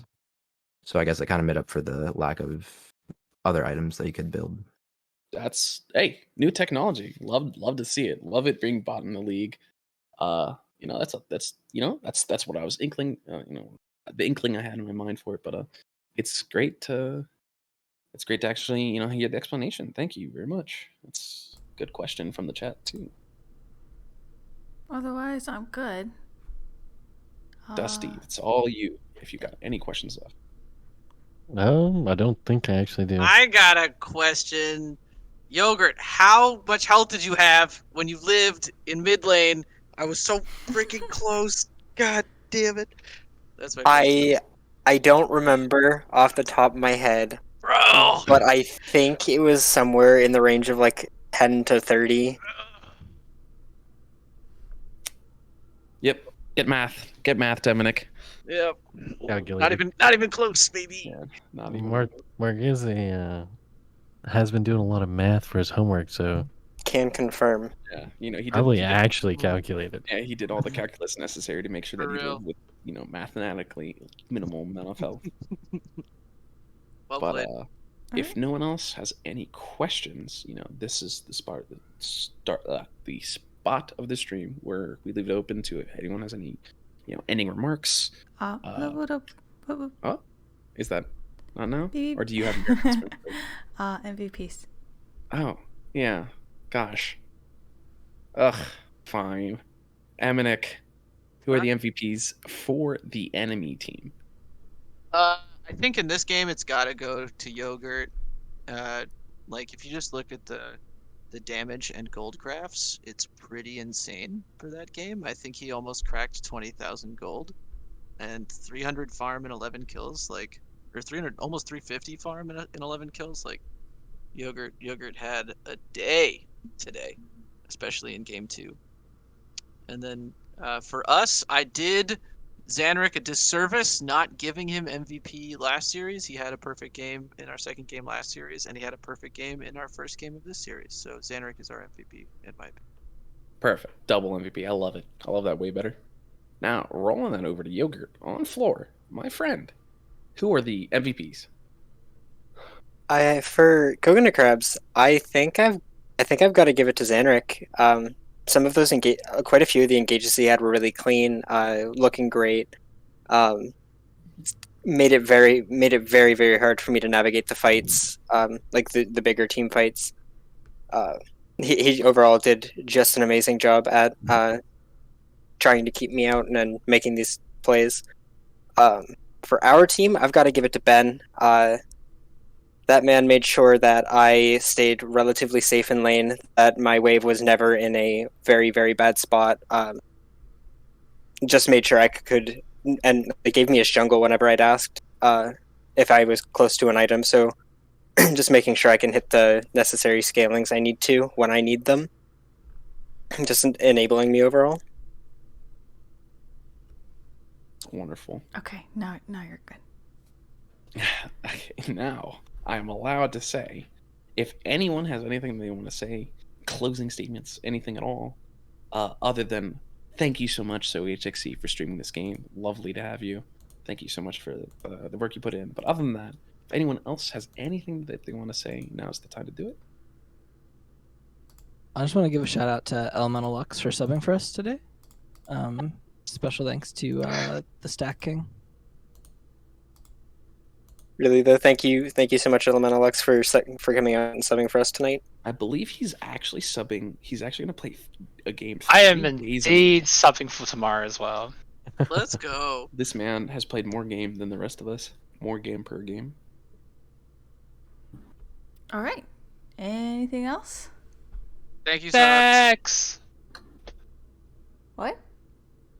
Dex! Oh, I stacks.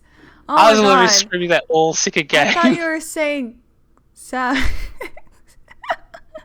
Okay. Hard Got to a hear. point I was just He was following following jungle. Following me to all of my camps. I was following He was around sitting jungle. there for while I Dex. was farming my camps. All right. Well, thank you, Quinstone and Rip Dusty, for casting tonight's game. Had a lovely time. You two are always a blast. Thank you to the Yoplays and Coconut Crabs for the matches today. And love to see another 1-to-1. Hopefully you guys will meet again in the playoffs. But I think for the next few weeks that is it. So train up, and hopefully we can see another match for you guys.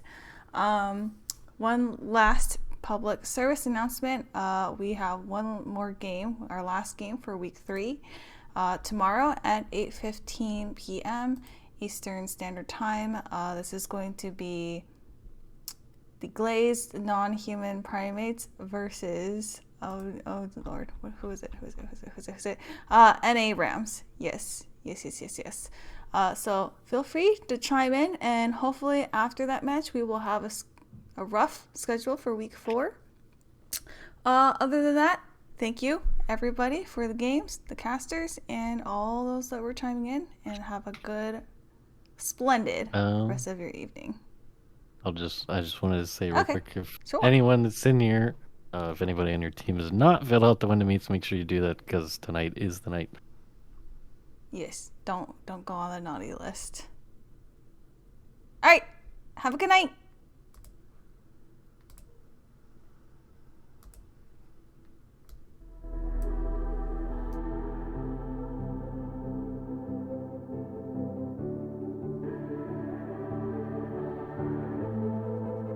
Legends never die when the world is calling you. Can you hear them screaming out your name? Legends never die, they become a part of you.